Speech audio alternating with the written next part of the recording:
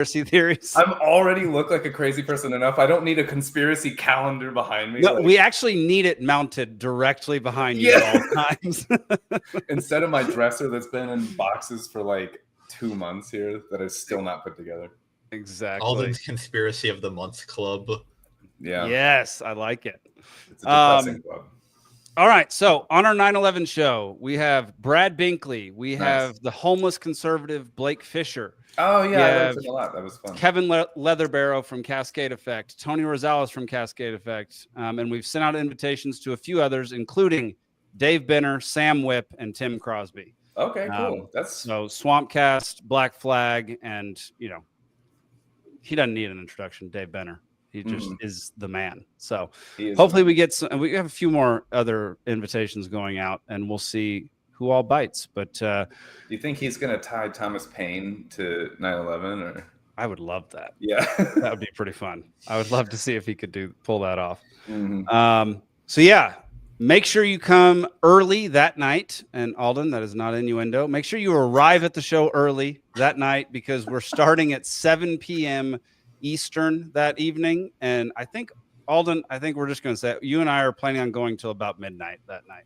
Yeah. And anybody else can stick around for as long as they want. Yeah. So I'll it'll be like a last man standing, and I'll just be talking like a filibuster until everyone just leaves. Like, there we go. It's Battle Royale style podcast here. Heck yeah. Yeah, I won't be able to leave because as soon as I log off, Alden will be like, see, he left the show because he couldn't withstand my powerful arguments. I doubt it. Just to be, as a disclaimer, I am not the best debater. I really not. I don't think I convey my thoughts very well. I write well, but I don't in person speak well. And so I am not saying that I'm actually going to be impressive as far as conveying an argument goes. Well, dude, they're two completely different skill sets. I was just talking to Nikki about this the other day. Like when I debate somebody, I debate more ideas and generalities because I can remember a feeling or a general idea of what I read or what I was being told or what I was being taught. It's hard for me to specific, I'm not an encyclopedia like Zane, where I can just calls up cite a line from page 828 of Man, Economy, and State. I can't do that. Right. That's not how my brain works at all. I work well with something as I'm really actively digesting it, but it's like RAM. And then I run out of RAM, and then I have to basically commit it to long-term memory as a gist. It's I get the gist and I log that away as a mild conclusion, and then I move on, and then I have to devote my RAM to the next one thing at a time. Dude, growing up for me, being a Christian, having to memorize Bible verses was a never-ending problem. I got scolded so many times because I could not remember the exact wording of Bible verses. You had to get not just quiz the story, but literally word for word. Oh yeah, you're supposed to be able to reference Bible verses off the top of your head. I can't do that now. That's why I'm not a Christian.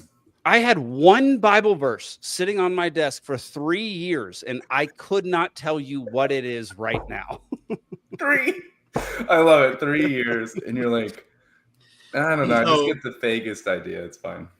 I didn't grow up in a house where memorizing Bible verses was a big thing. And I think where people run into trouble, especially when you're a kid, is that the end goal is not really obvious or clearly articulated to you as to why you're doing it. Because if you're going to memorize a Bible verse, are you just supposed to say it every day for the rest of your life? Because if you stop, anything you stop practicing, you're going to eventually forget. Yes. So if you don't have a clear goal in mind as to what you're doing it for, then it'll be well, am I just supposed to keep doing this indefinitely? And so I don't know. I think the catechesis on why people should memorize scripture verses needs to be better before we can expect people to actually do so. Dude, I think that's where the birth of my anti-establishment, anti-authority came from. Is no one would tell me why I was doing anything ever. Yeah. And at some point I just snapped. Yeah. I think I honestly feel so similarly to you as far as I would be frustrated when someone would just be like, do this. And I'm like, and I genuinely would want to know why, because when I learn why, it helps me remember the thing. Like if someone's like, do that, like in cooking or something like that. And if they're like, you know, do this before you do that, do it in this order. If I don't know why, I might forget the order. But if I know why, I'll be like, oh, clearly you want to dry the meat before you fry it so that you lose the moisture, so that you're heating, you get a crust better because you're not spending the energy to evaporate the moisture. You know what I mean? This is a simple example, but it's just an example just to like, and then you go, oh, well, now I fucking won't forget it because I connect the dots in a way that makes sense. And it's not just memorizing, it's understanding. I'm not a good memorizer, but I'm a good understander, if that makes any sense. Yes, I like this. And that leads us straight into our first topic of the evening, which is libertarian porn, which is Zane's favorite topic. That face that Zane just made was worth this whole stupid thing. Oh my God. I'm honestly afraid to know what this is. I pictured naked porcupines, but well, picture no more. Porcupine. There you go.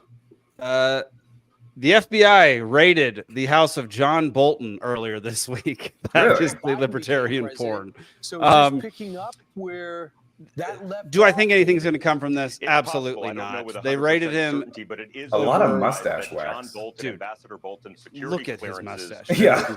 He's getting as close to a Hitler mustache as you possibly can without actually becoming. If Hitler and Yosemite Sam had like a white mustache, the administration had concerns about Ambassador Brian calls him the war walrus.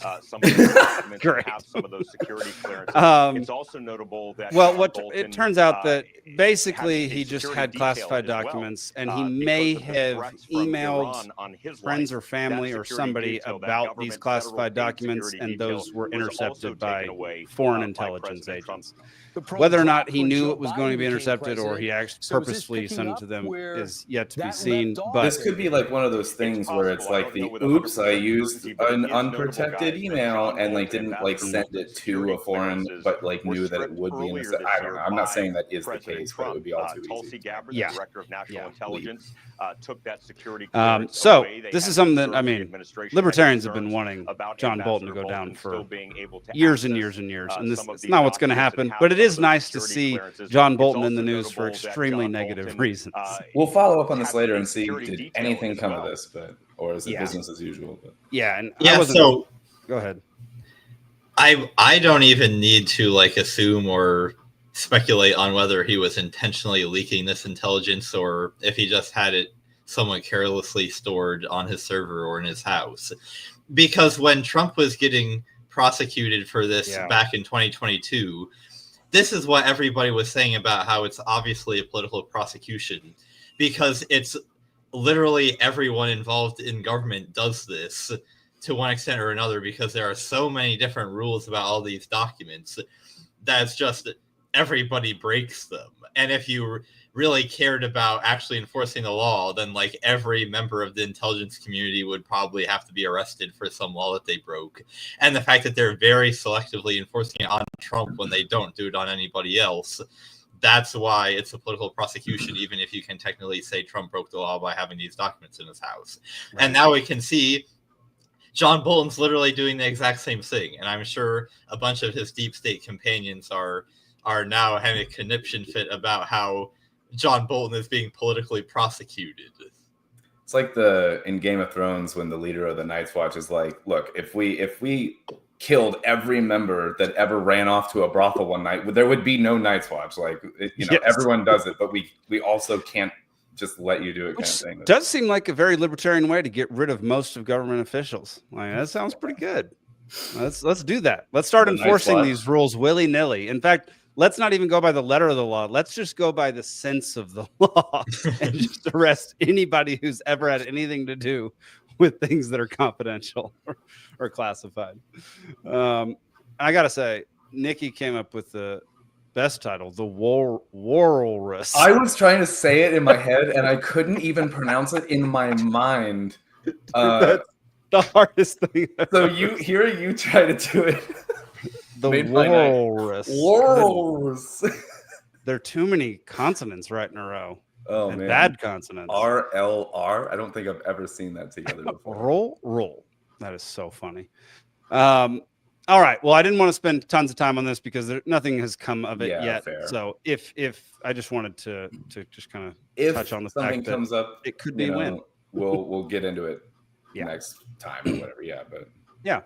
All right. So the next topic, randomizing politicians. This is something that actually has been done in the past, but recently, if you ever watched the show Subway Takes, it's a podcast that this guy does on the New York subways, sometimes Chicago, where he'll just sit down and chat with somebody who's on the subway. And sometimes there are big guests. Sometimes it's just a random person on the subway, and he's talking to them, and they have their mics mounted to Metro cards. And so it looks like they're just talking into Metro cards the whole time.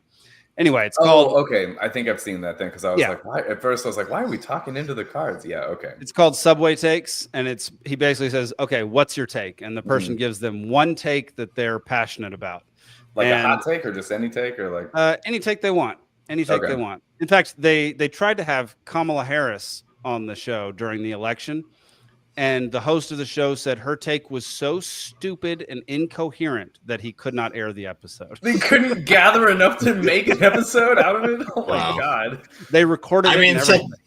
Set aside Kamala Harris being able to do a 3-hour appearance on Rogan. She can't even get together for a 60-second appearance on I Subway think that Takes. she intentionally made it so impossible with setting the parameters or demands or whatever for that show that she knew that he would decline, because I think that her or her team or whatever knew she would get destroyed. Like there's just no way she could last in an environment with someone actually pushing back and asking questions like that. But yeah, no, you're probably right. Also, Brian's perfect. All right, so here is the actor Riz Ahmed's take. What's your take? Can y'all hear that? I can hear it. You can hear it? It's stopped now, though. Yeah. I know it stopped.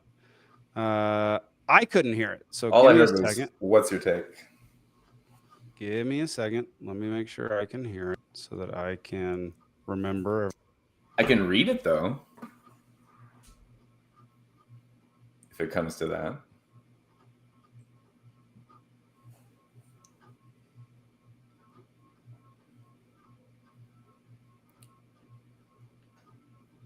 Okay, well, now Jake has muted himself. There we go, yeah. Rode does some stupid things.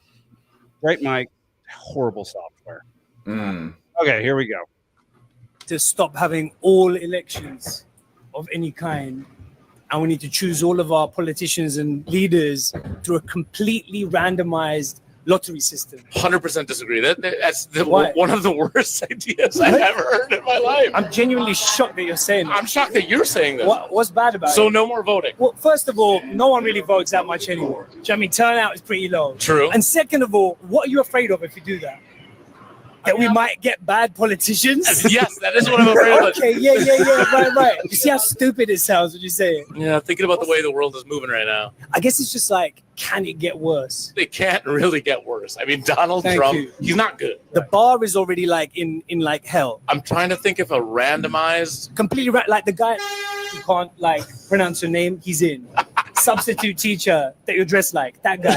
He's in. Your uncle. Farouk? Yeah, man. Farouk, bro. Because I figure like, really the politicians, all they're doing is they're trying to come to an agreement. Yeah. And a lot of the time that's about common sense. And this way, you wouldn't have political parties anymore. You wouldn't have like campaign finance. True. That would save a lot of time and money. So we get rid of all of that. Okay, so you're a little bit changing my mind here because right now we have people that want to be politicians because they want power. Yes. But a random bodega guy, he just wants to get out of it. All he wants is to go back to the bodega. Think about like jury duty, right? Yeah. You just got to do it. Like nobody wants to do it. Now, anyone who wants to do jury duty, you don't want them on a jury. No, you don't. You know what I mean? That's bad news. Right now, I guess we got crazy people who also want power. Right. But worst case scenario, we have crazy people who just want to go home. They're pretty much random people anyway. Fully random. Donald Trump is the most random. It's just a guy. He's a guy off of reality TV. He's a landlord. I figure like, you know, the people who actually make things run, like the guy who can really do math at the treasury, they're still there. The bureaucracy. Okay. But it's just the people who got like come to an agreement. So the deep state. Oh, we keep the deep state. We keep the deep state. Come on, man. How'd you think? So we're not replacing the deep state. No, Okay, no. that would be bad. Parts? Yeah, I'm with those guys. Why keep the worst parts? Yeah. Okay, so I'm actually glad that they got to that bit because I was actually going to anticipate this problem with the system, which on the whole, I actually think it would be an improvement over what we have now. Because what democracy does a lot of the time is it's a system that selects for the worst people. The people that are the most power hungry, the most manipulative, the most willing to just do whatever it takes to get in the power. And so if you're just picking random people that didn't do anything to get it, then I think on average you would, if you're ending up with average people, that's a lot better than ending up with the worst people, which is what we have now. But and over time, it would average out. Should you do smaller terms? Well, for assemblies that are larger, I think this works even better. So, like, imagine if you had like a 400 or 500 person like legislative body, and like depending on how the electorate is, if you end up with like 55% one party, 45% of the other party, based on how people vote. If you just took a random sample of 500 people out of the population, you would actually expect statistically to get an assortment of people that is pretty close to that ideological breakdown. Because, you know, this is why, like, polls, like opinion polls, they don't need to survey 500,000 people. They can survey like 1,000 or 2,000 people, and that sample size, if you like do the math, is very likely to represent the entire population very, very well, even though it's not anywhere even close to the full population. So you actually could have an assembly where you just randomly pick people, and the assortment that you get represents the population very well. Now, obviously, it's a bit different if you like randomly selected who the president is, and now it's one person, and you just end up with whatever one random person that you get. That could get a little bit dicey. That's why I was saying, should you go with smaller term lengths so that you average out faster instead of getting one a-hole for 4 years, which we already have, but yes. But the other more significant objection to this, and it's what they got to at the end, was if you had a bunch of random people coming in that really had no clue what was going on, even if they're better humans, so to speak, than the politicians, at least the politicians are self-interested against the deep state. Like they want to be able to do their own things. They want to be able to exercise power in their own way. And so, I mean, obviously the system that we have now got us the huge deep state that we have now. So obviously the deep state is going to grow even if you elect your representatives. But can you imagine how absolutely wild the deep state could run if the only people they were up against in government were a bunch of people that had no clue what was happening? They could pretty much do whatever they wanted. Like, imagine what the CIA would do if the Congress was like Susan from Publix.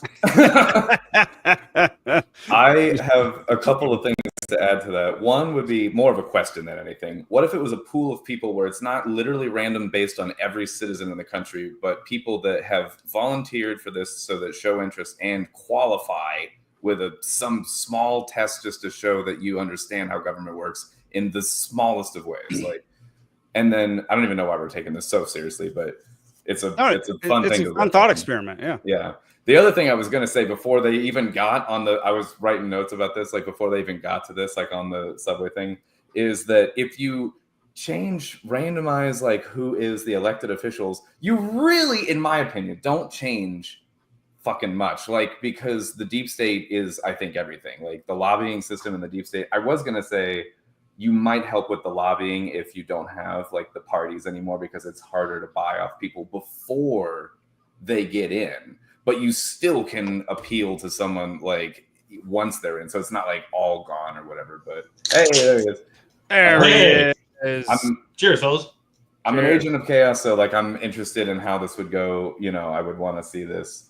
But yeah, I don't know how much it would. So in the comments. So first off, Stephen, We'll get to Alden's because I like a bunch of what Alden was talking about. Steven, what are you drinking, brother? IPA. Oh, which one?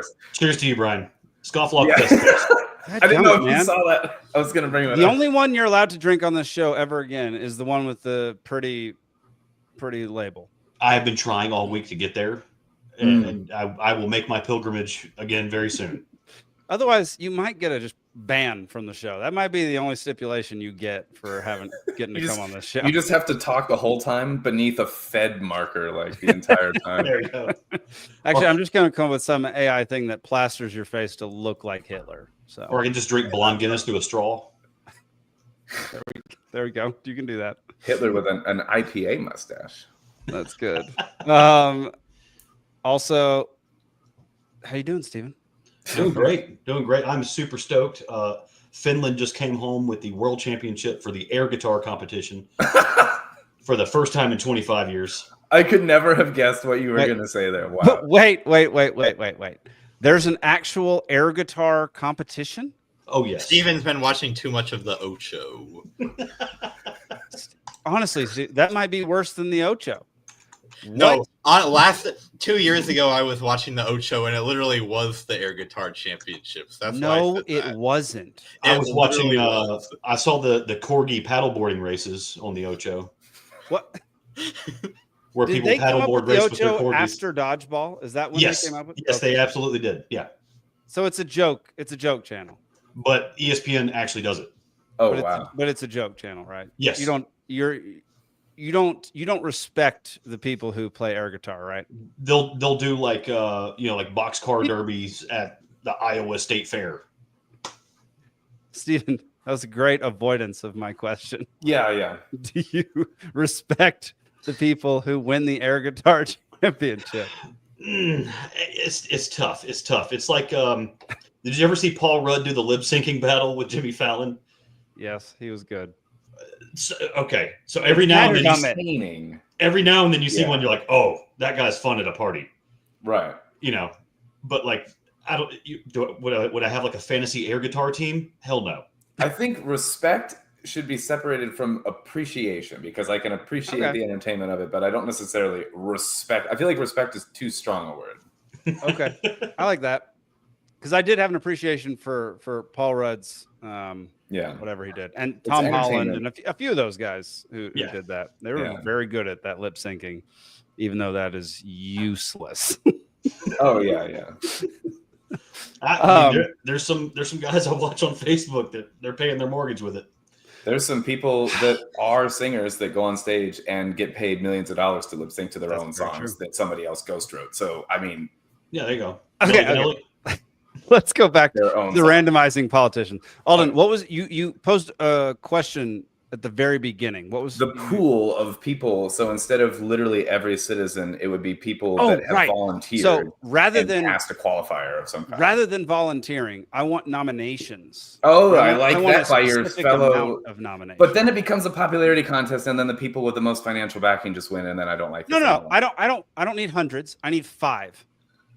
I need 5 nominations. Just meet a certain small number. If you don't have 5 friends, you should not be nominated for it. Yeah. Okay, that's fair. Okay. that can be one of the qualifiers is, do you have 5 people? This is like a job recommendation, or like a, you know what I mean? Like where you just like, hey, like give me someone that can say that you're a worthwhile human being. That's the same as a job. That's fine. I mean, Jesus needed 12 friends to be the Messiah. You can get halfway there to be a politician. I like this number 12, actually. Find a dozen people. I like it. I'm fine with that, actually. Okay. Alden's going with some Christian motifs in this I'll lean into bizarre world we've created. Let's see. Brian says they used to pick politicians by lot. So I asked Grok if that was true. Grok said it was true. When was this and where was this and why was this? So the first time was in Athens, 5th and 4th century BC. If you say the E in BCE now, I don't. You're gay. Yes. Thank you. Just BC and AD. Like, give me a break with this BCE nonsense. So yeah, they did it. So what's funny about AD is they changed it but they kept the same letter, so it's no longer right. It's not after death, but it's after some other thing. But it's basically right around the same time, and it's still AD. It's like, go fuck yourself with it. If we're calling it the same, it's the exact same time. I'm not Christian, and I don't give a shit. Don't change shit we're used to. I'm sorry. 100%.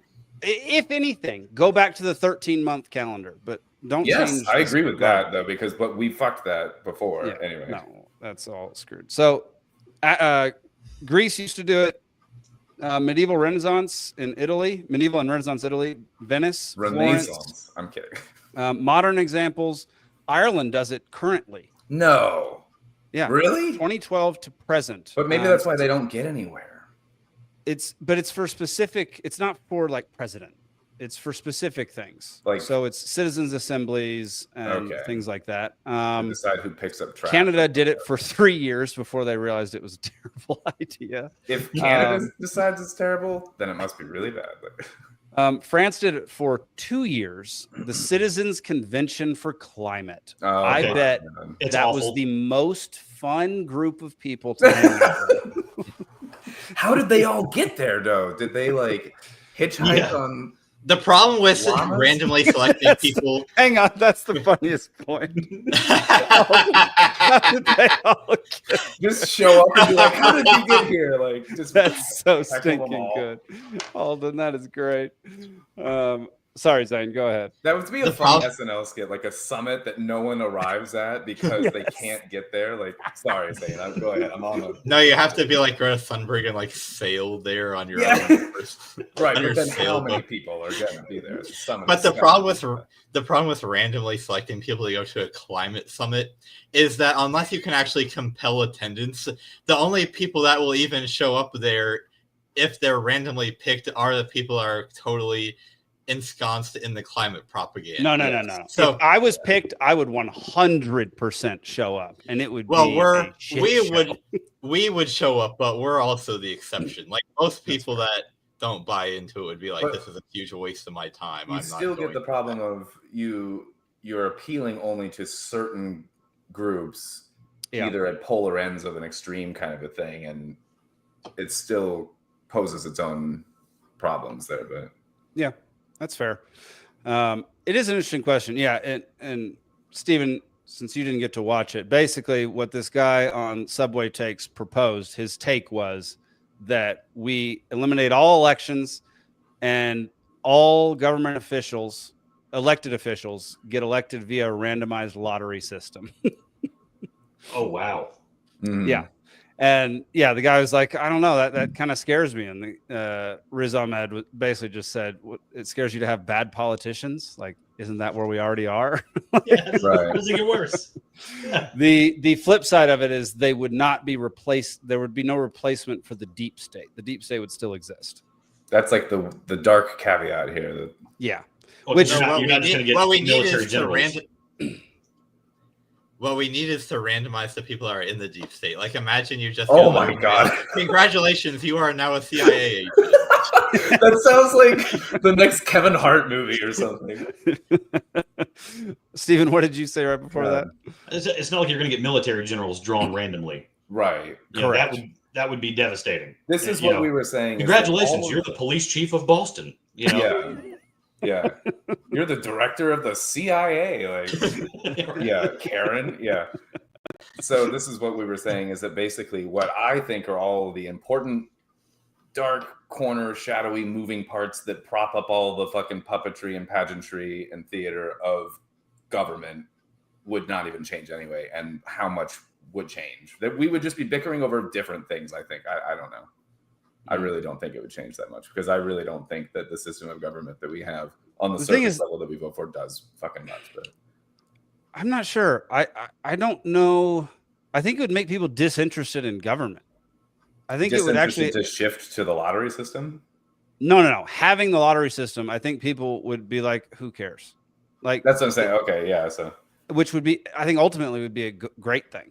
Like, I think ultimately that would actually serve the people, because everybody would go off and do their own stuff and not worry so much about what some random person at their local shop is. Can you imagine being a lobbyist? Someone that already has like the the infrastructure in place to like make these new these lottery winners feel like a movie star, you know, because they're the ones that launched the campaigns. You know, they're the ones that gave the OSHAT $1 billion. Interesting. You know, he's not just worth $1 billion for his campaign.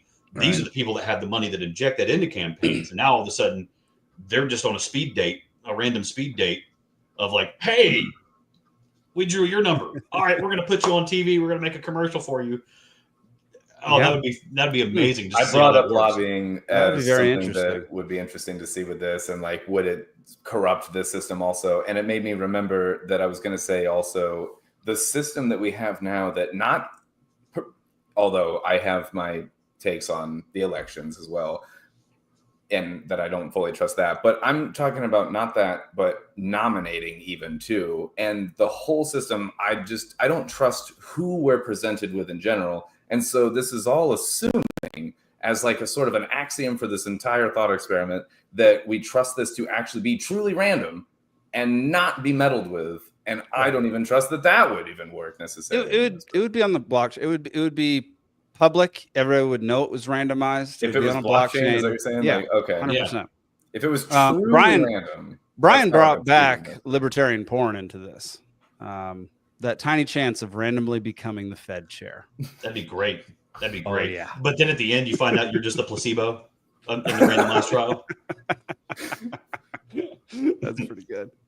I mean, I like this world we've created. I think it would do some great things. I think there would also be some problems with it, just like there is in today's world. I think there's probably going to be problems in basically any world that is created.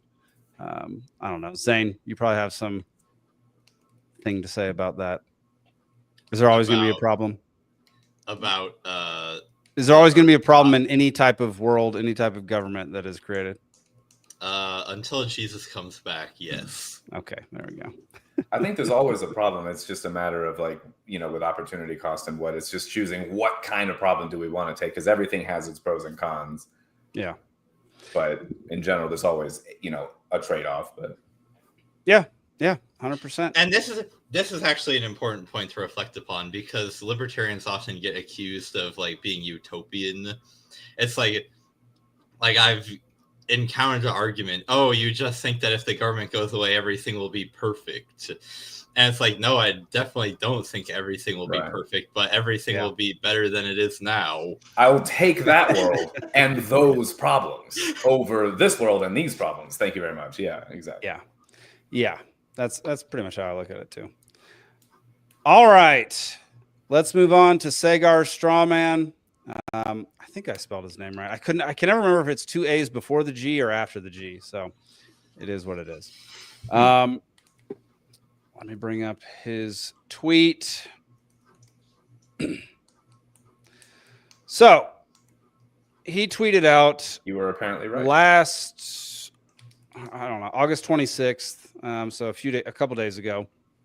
I've recited this almost daily from the stalwart since I read it. The Shanghai Composite Stock Index is roughly flat to 2009, but China has become the world's manufacturing powerhouse. Meanwhile, the S&P 500 is up 500% since 2009.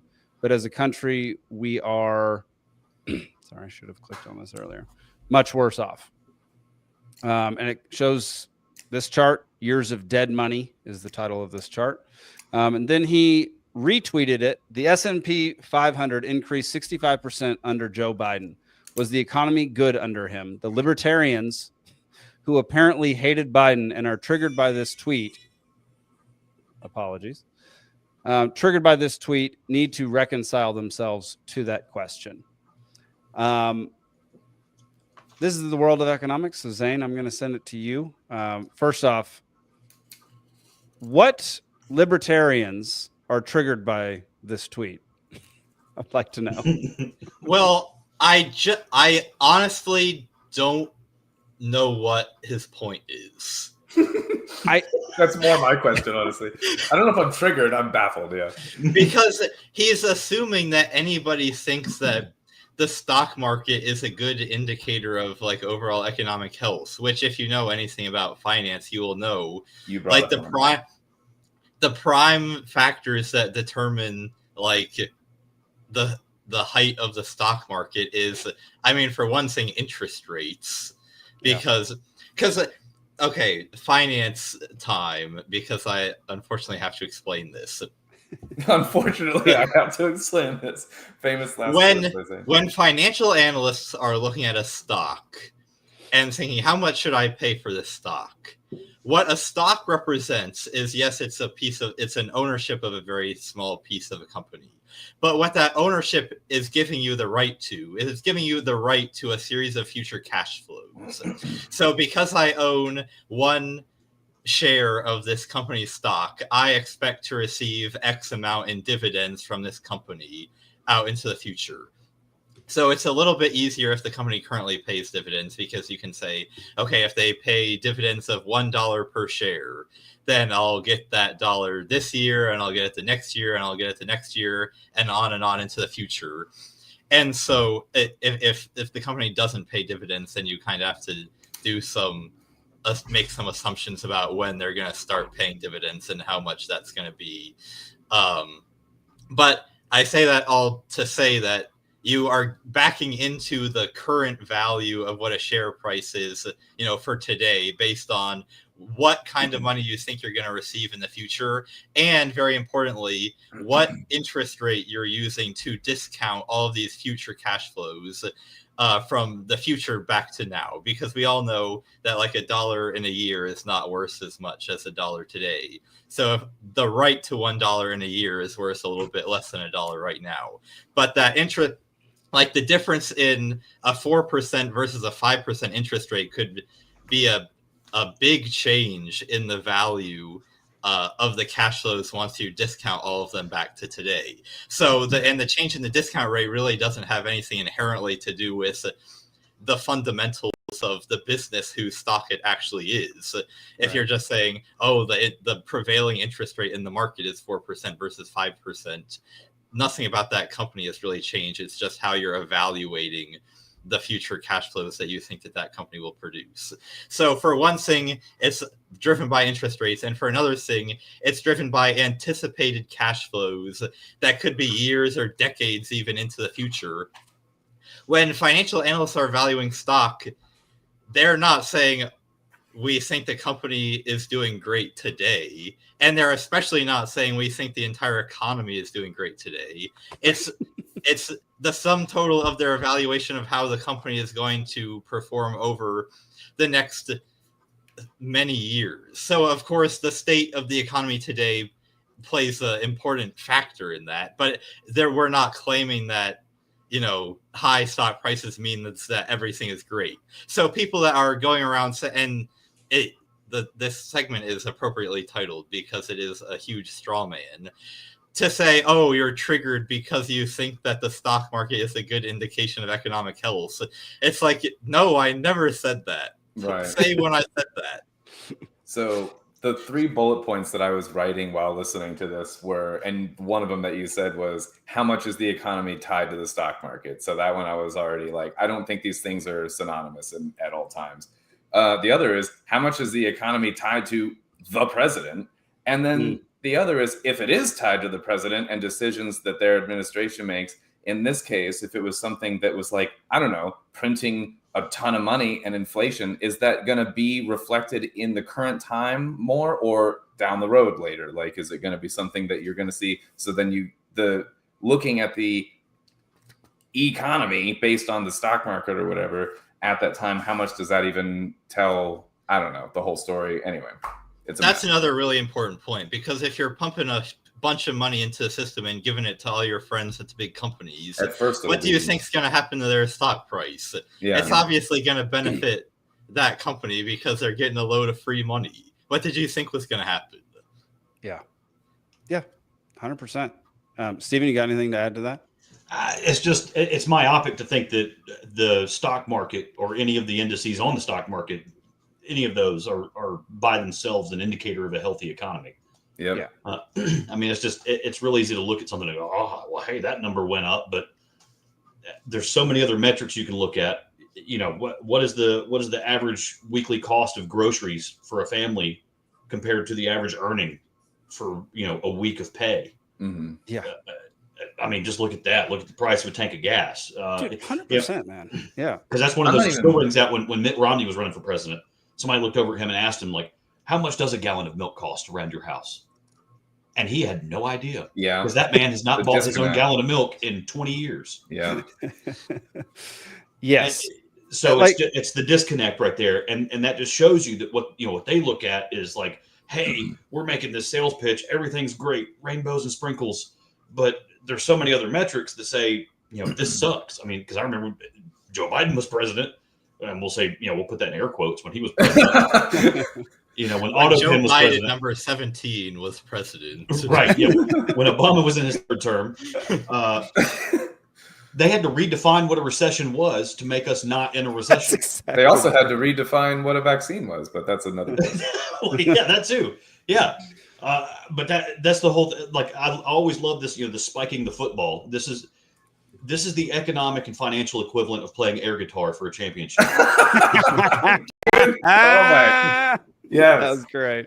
I mean, you're not actually doing it. You're not looking at anything. You're not really telling any kind of real story for what that does to the end user. Yeah. I mean, case like in 2020, I don't know if anybody knows this, or I'm sure some people do, but price of lumber skyrocketed between 2020 and 2021. Yeah. They've since slowly come down a little bit, but my income is still the same while the stock price, while the stock market has gone to record highs over the last few years. And Skill that issue. is, what'd you say? It's a skill issue. And so if you just take small examples into account, like there's no way that the stock market is a good indicator of how the economy is doing in general. Like it's a much more expensive world today than it was 6 years ago, but the stock market isn't an all-time high. So like, let me just throw out one example too of like when we had shortages going on and people were spending twice as much on a PS5. That doesn't mean the economy's doing well. That means there's problems going on. It's like just because some people are willing to spend $900 on a PlayStation does not mean things are going great. Like, but it's also not about consuming, and that's the point you're making. Like a healthy economy is not necessarily indicative of how much your country's consuming. The least of the four of us probably versed in the economy. I really think so, and I know that it is not a good measure of the economy to look at the stock market. I actually really thought that it was more, even on a layman's term, like pretty well at these days, consider them to be separate enough that there's maybe correlative sort of periods, but it's not necessarily causation between the two, and we should treat them separately. That as a layman, I thought that was just sort of the understanding. So I was kind of taken off guard by that in that article or whatever. But. Well, it's like the IQ meme, where it's like the dumb people and the smart people both realize that the stock market is measuring something different than the health of the economy, but all the midwits in the middle get them confused a lot of the time. I like this term midwit. I've never heard that. Yeah, that's good. We actually had I think Steven dropped this video in the chat this week. If you want to join our Discord server, go to peacefulseed.network and join the Discord server by joining the Dollar Media Club. But then you can chat with us on our Discord server. So Steven dropped this in. We're going to watch the first couple minutes, and then I'm going to have Zane kind of summarize what the rest of it was. Actually, real quick, I had one more thing I wanted to say about Sagar's tweet, which is him talking about China and how like the Chinese stock index had stayed flat, even though they've now become an industrial power. Oh my gosh. I'm so sick and tired of all these conservatives being like, China's kicking our butt. We need to be more like China. Okay. If you have the Chinese Communist Party coming up to all of the businesses and saying, hey, you better pay us some of your profit, what do you think is going to happen to the stock price of all these Chinese companies once the communists take their share? Oh, I'm going to make it a profit. Well, right. It's obviously not going to reflect growth if the Communist Party is coming and slurping up all of the growth of your company. So there's that bit. But also, the reason why another reason I think the stock price is flat, despite all of their supposed growth, is that the Chinese have a really bad habit of constructing humongous cities that nobody lives in. Like they've got all this real estate, all these cities, all these factories that they just built because they felt like it and actually have no practical use whatsoever. So it's all of this development, but it's completely valueless. Yes. Yep. 100%. And yeah, speaking of housing, that actually segues nicely, Zane. Thank you. We're going to watch the first couple minutes of this, and then... Hey guys, it's Graham here. Before you click out thinking I've lost... And then we'll chat about it. Yeah, apologies for the very beginning, but we'll get past it. My mind. I'm going to break down the exact numbers behind my thoughts, show you every piece of data that I could find, and I'll show you by the end of the video why buying a house could be a huge mistake for a lot of you watching. And also big thank you to the Gemini credit card for sponsoring this video, but more than that. Right, so in terms of buying a house, I'll be the first to say it. He's been on YouTube a few for a years very long ago, time. buying a home was the smart financial choice. This feels like an AI since program 2017, I was showing people exactly how to buy a house here in the channel. I'd break down exactly how to find a deal that gave you instant equity. I described exactly how to shop around your rate to save a ton of money. And in 2020, that evolved into me saying that you should refinance your mortgage if that's going to save you on your monthly payment. But around 2022, give or take, everything changed. All of a sudden, there was no housing inventory. Home builders got delayed because of the shutdown. There was a shortage of building materials. What they could get, like lumber, shot up in price. And as a result, when a home did come on the market, it was bid up to brand new record highs because mortgage rates were at 2.75%. Like, think of it this way. When you buy a home for $100,000 at a 5% mortgage rate with 20% down, your monthly payment's going to come in at $430 a month. But you know what else is $430 a month? A $130,000 home with a 2.75% interest rate, essentially suggesting that people are able to spend 30% more for the exact same home overnight because their monthly payment wouldn't be changing whatsoever. And this, of course, leads to the first problem. Eventually, those mortgage rates are going to have to go back up, like we've already started to see. Right now, we have a housing market with the highest mortgage rates since the mid-2000s. We have some of the lowest inventory ever on record because existing homeowners know that if they were to sell and buy an identical house down the street, their monthly payment would more than double. And this is only sustainable for so long until A, mortgages return back below 4%, or B, housing prices decline. Which happens first? Now, in terms of declining home values, yes, it is true that year over year, home prices have actually... All right. We'll pause there. Zane, do you want to summarize the rest of... I think you watched at least most of this earlier. Do you want to summarize the rest of what he's trying to say right here? I did watch most of the rest of it, and I'll summarize the part of it. But what I actually want to do is comment more about interest rates. So that's what I'm going to do. I thought you were going to say talk about his Ford GT. All right, talk about interest rates, Zane. Because what he said something really interesting there, which is interesting.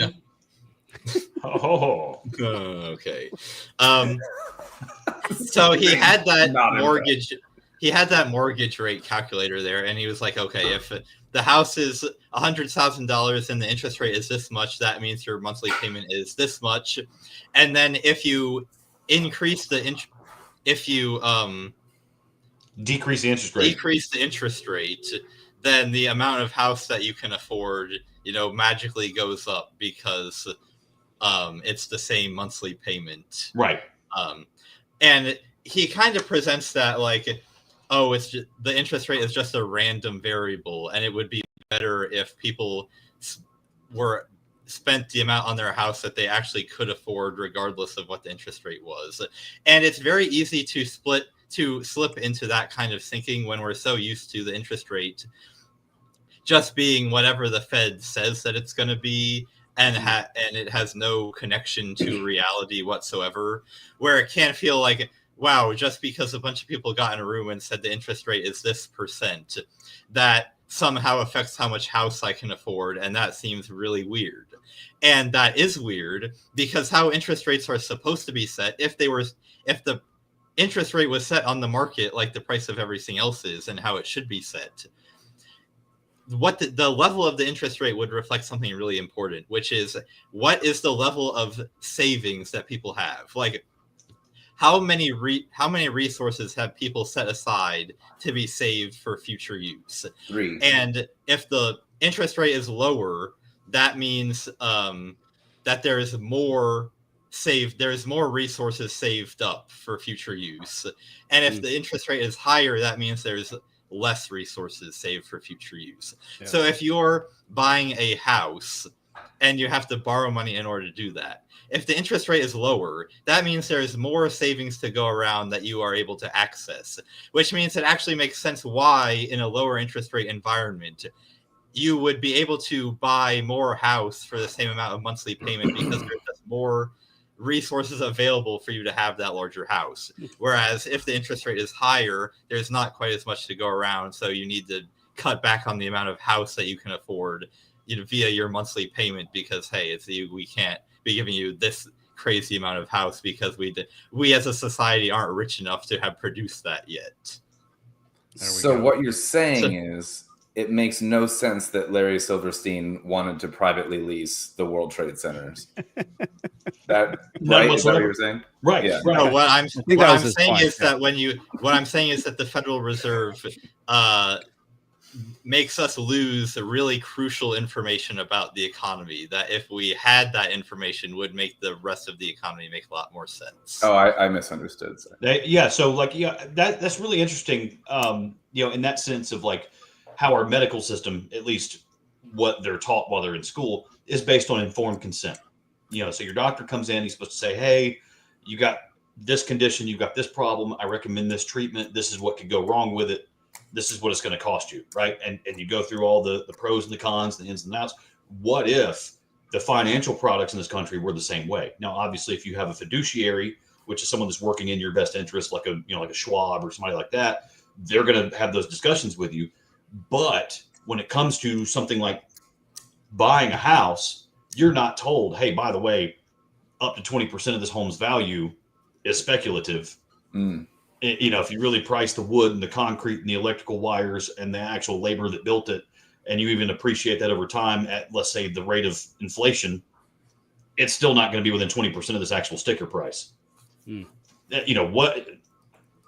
the education on that? But obviously, that doesn't keep the money moving. That doesn't keep the velocity chart going up. Right. That doesn't keep things, it doesn't fuel the consumption, which is apparently the metric of our healthy economy. It's consumption.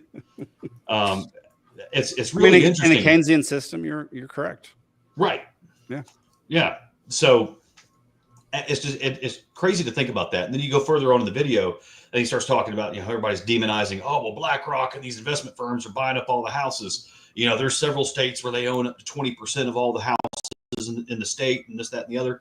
And they're actually passing legislation like Florida where they're limiting the number of, investment properties. But most states, what he goes on to say, most states in this union, if you inherit property, mom dies, something like that, and then now you take over the estate, that is an investment property. Wow. So you get into that, and especially as we enter into what they call the boomer wealth transfer, they're estimating anywhere from, what is it, like 17 trillion or something like that? Or 70 trillion in assets is going to be passed down over the next decade as the boomers die off. And you gotta, just look at the investment. Where do I find these rich boomers? Right. You look at the investment trends of these people. It ain't my parents. Most of that's in real estate. Any investment they made is typically going to be either in, something like IBM or Coca-Cola stock, Microsoft, that kind of stuff, or real estate. And that's what's going to get passed down. So out of that 70 trillion over the next decade, 20 to 30% of that's going to be real estate. And it's going to be investment properties because it's being inherited. So it's really easy to like pitch something as like, BlackRock's coming to town and taking over.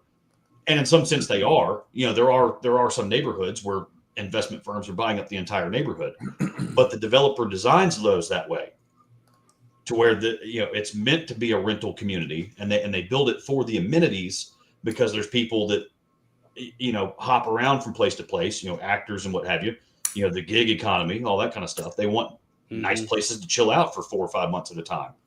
Yeah. So that's where that comes in, because then he actually looks at, you dive into the data, and, investment firms, like your BlackRocks and that kind of stuff, they owned a much larger percentage of the real estate market in the early 2000s than they do now. It was like, in some states, he said it was like up to 40% in like 07, 03, Jeez. 99. Yeah. So, statistically, in terms of, their size of the pie, it's lower than it's been in 20 years. So I wasn't around back then to like in the political realm. I was way too young for that. Does anybody know if they were like the boogeyman back then as well? Like, were they something that people talked about like they do nowadays, where it's this evil corporation that owns the world? Did, I'm probably in the same boat as you, where it's like I wouldn't be the one to ask as far as I wasn't around either, but I would doubt it, because in 07 and 03, everyone could buy a house. So there was no need to demonize anyone, because you could have you could famously have no income and no job and still get a loan to buy whatever house that you want. Exactly. Thank you, Tim Dillon. And pre-2008, that was the main vehicle, right? That was the Trump University. Everyone was going to be the McMillionaire. Leverage one house and build another, then leverage that house and build another, then leverage that house and build another. People are still saying that, man. It's weird. And it still works if you get the tax strategy correct. Talk to proper advisor on that, because there's strategies to do that, and that's one way. That's one way you can build generational wealth. Doesn't that sound like the most stressful possible way to do it, though? You have to absolutely just either be a narcissist or like 100% believe in your vision. No kidding. The amount of stress. The stress is going to kill you before you can enjoy those profits, man. There's going to be entire weeks where your wife and daughters don't want to look at you at the dinner table, because it's like, oh, Fruit Loops for dinner again. When are you going to quit being a loser, Dad, and actually make us some money? And then like 6 months later, you've got $5 million in the bank. Loser. Oh my gosh. Oh, Steven, great points, man. I love it. And Alden, you learning some stuff? Oh yeah, I'm just listening. Some econ wisdom on you. Yeah, no, nice. I have very, very little to add other than quips and stupid things. So, but what he's getting at, for the entry level, there is no entry level right now. Right. And everyone's blaming the interest rates, but that was that's only recently. Yeah. Why are the home builders only building 500 plus houses right now? Yeah. 500K plus. Who's got that laying around? Even all around me. I'm over here in Yollywood. It's one of the more affluent areas. That's what they call it. Really? Yes. Yeah, they do. That's where the movie studios are. Because we've got Lionsgate Studios right up the street. We got Trilith over here. Yeah. Marvel used to be there. I've never heard this term about Atlanta, but Yollywood is the funniest goddamn term for that. Because I know it's an up and coming film area, but it's not up and coming. It's the biggest film area on earth. Oh, yeah. Is it really? Atlanta? Oh, yeah. More for the past 10 years, more movies and shows have been shot in Georgia than any other place. Fucking A. That's crazy. Mm-hmm. Yeah. But anyway, I'm more just freaking out about it. I don't know what's more impressive, actually. The word Hollywood or that fact. So. Even with all the affluent area, you still look at the average income around here, and 40 to 65K is average. Mm-hmm. You put two of those together, and unless you become polyamorous and you have a 5-man polycule, you're not going to buy a $500,000 house. It's 2025. You can have a 5-woman polycule buy a house now. That was so stupid. A polycule. So is that their end game? They want people to become polyamorous? Is this the Mormons' game? Like, are they rigging the system in order to make everybody go this direction? That could be part of it, Dude, that's hilarious. You're gonna need but see, the more people you have, the bigger square footage you're gonna need to not kill each other when you live in that house. Yeah. Marvel's moving to the UK for the time being. They still have their studios here, but they're shooting most of their stuff in the UK. Yeah. Well, that was their stated goal anyway. That's where they belong. They were here just for whatever phase it was, up until Endgame, and that was they ran out their tax break after that. Yeah, and there have been politicians who tried to take that tax break away from Georgia, and that is that would destroy the film industry in Georgia. It would be a huge problem. They can go to the UK and they can make superhero movies about fucking superheroes cracking down on people's tweets or whatever over there, or whatever the hell they want to do. Well, here we go. Hilarious. Anybody in Georgia politics right now, though, there's one way to make sure more movie people don't leave: abolish the income tax altogether, and then it's a moot point. We talked about this on the Free Georgia podcast this week. Oh, cool. Yeah, income tax and how the potential lieutenant governor and potential governor are proposing this bill that supposedly might be voted on in December. We'll see. But abolish the income tax is basically what it comes down to. I'd be very excited about that. reduce corporate income tax as well. So it would eliminate 54% of the state's revenue with that move. There's but other states that make it work, dude, every single news organization that I researched that were talking about this, we're like, well, we got to figure out a way to make up that $16 billion. No, you are more efficient. That. Like it breeds efficiency. Yeah. Like, no, you don't. What we concluded is the government, these people who are proposing this bill should be reaching out to Doge, Georgia, of which we have lots of friends involved in that. Nice. And find out where they have found billions of dollars worth of waste, because they have found billions of dollars worth of waste. That's what I'm saying. It's not about like we need to generate money. It's that you need to find areas that are highly inefficient and correct that. Yeah. Yeah, I mean, my local board of education was just caught in some kind of Ponzi scheme, I think. Perfect. Steven would know about this. It's called Trump coin? Yeah, so Fayette County School Board Vice Chair and others received subpoenas in First Liberty investigation. Oh, my gosh. Yeah. So it was First Liberty building a loan, and now they're exposed as a Ponzi scheme. So they've defrauded investors of $140 million throughout its duration. And this has got this on the school board here in Fayette County. That's hilarious. Yeah. So good stuff. But hey, they need more money. You know, it's only a penny every time you go to the grocery store. It's only a penny. Only a penny. Well, I mean, now that it's only $100 million over 10 years is what it is, and this guy just squandered more than that. Yeah. What were you saying, Zane? Well, now that they've fallen for it once, I'm sure they'll never do anything like that again. Oh no! No. They won't fall for that again. When I was like 16, I might have even mentioned this to you guys once before, but this is like when I started to learn how stupid state budgets were. When my school was letting go a bunch of teachers that year because they were like, we don't have the money to keep them on staff, and people were like crammed into classrooms and stuff, and it was like a whole thing. And then I started asking some of my teachers, I'm like, what's going on with all this construction? And they're like, oh, they're putting in a rain cover for when people are standing for the buses, they don't get wet. And I was like, but they got money for that, but not the fucking teachers? Isn't it a school first? Like, what's the most important part of a fucking school? Is it the goddamn fucking rain cover or the teachers? And it sounds like they have a bunch of witches that are students there. Yeah. They can't get wet. They fucking melt. Like that's right. Well, and so the first time home buyer thing, before we put that to bed entirely, let's take a libertarian angle at that too. There is another factor that's making first time home purchases unaffordable. And a lot of that is zoning code. Nice. That too.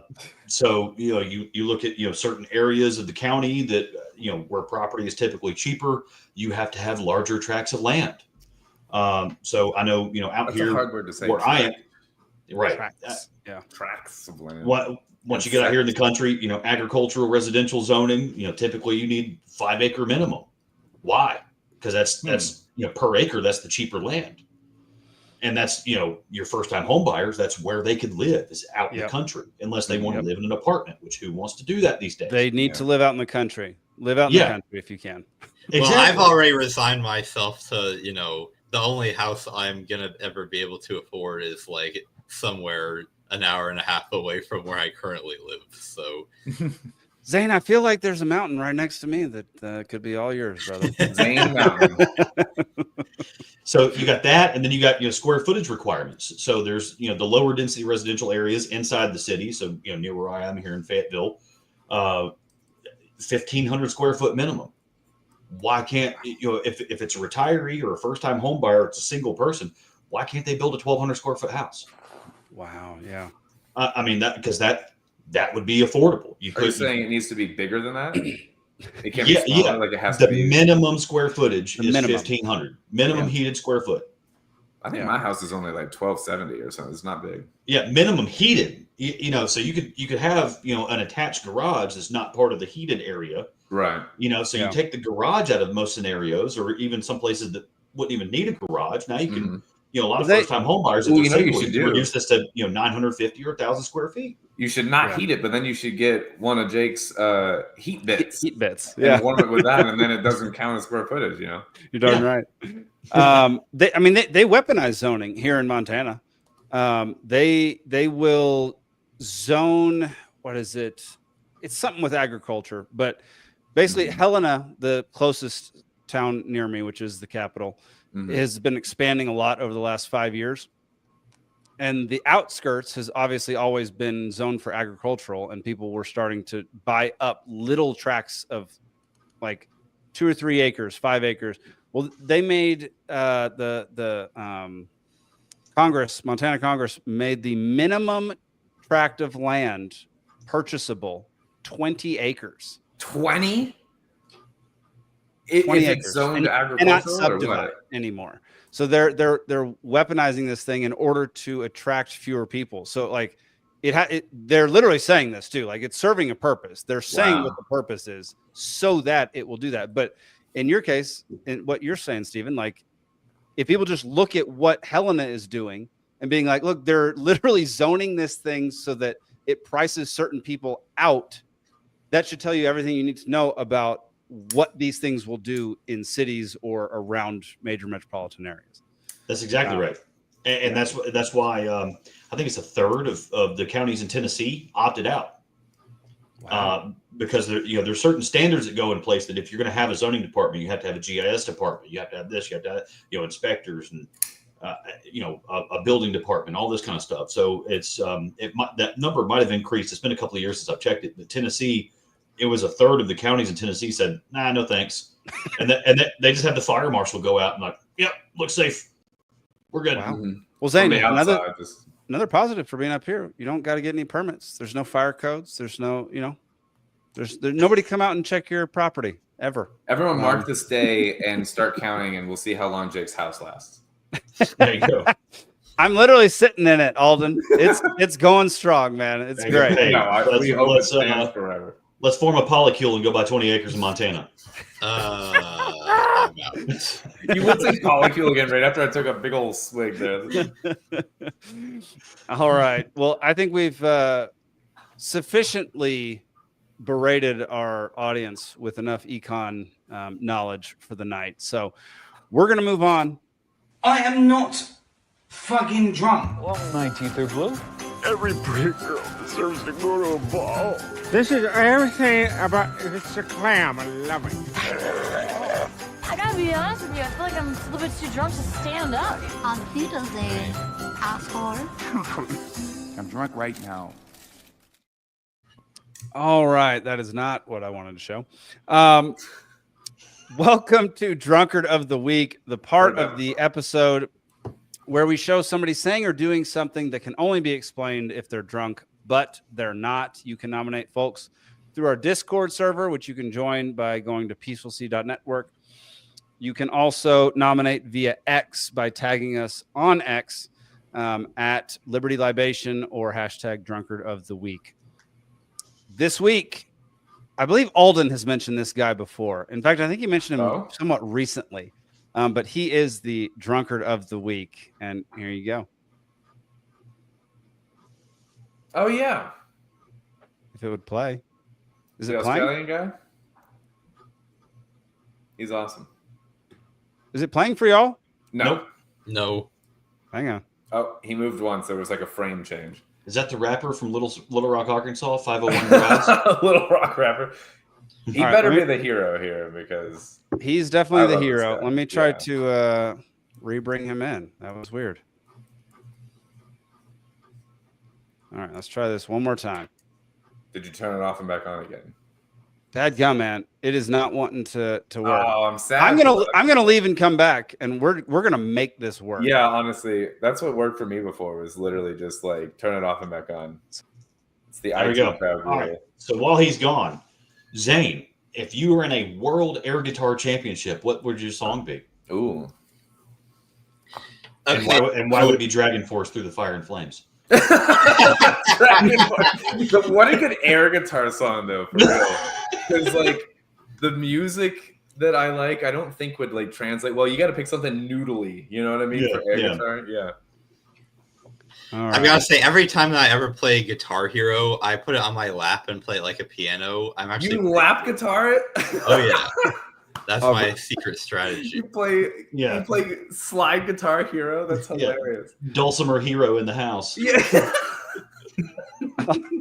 All right, I think we've got it working now. So here is Slow Jack as the drunkard of the week. You want to know what I've realised after moving to the USA from Australia? People around the world are always talking so much shit about the USA. One of the big things people say, oh, America's got bad coffee. Yeah, it's because you're going to Denny's, mate. You're getting coffee at Denny's. It's not supposed to change your fucking life. It's a fucking roadside diner, you stupid moron. Plenty of good coffee shops around here, mate. What's another thing? Oh, the food's bad. The food's greasy. Once again, you're going to Denny's. You're judging America's whole culinary culture based on a Denny's slam. If you ask me, I think Denny's is fucking awesome, mate. I always think it's funny how people around the world always have something to say about America, even though if America didn't exist, we'd all be speaking Japanese. Ni hao, buongiorno, mate. Buongiorno. Especially since some of these people come from nations that haven't contributed shit in the past 2 centuries. I'm looking at you, France. What have you contributed recently? A new way to eat frogs? Oh, but Sweden's safer. America's not safe. Yeah, but Sweden's also boring as fuck. You go to Sweden, there's nothing to fucking do. No wonder there's so many fucking brothels in that region. Oh, the coffee's so good in Sweden.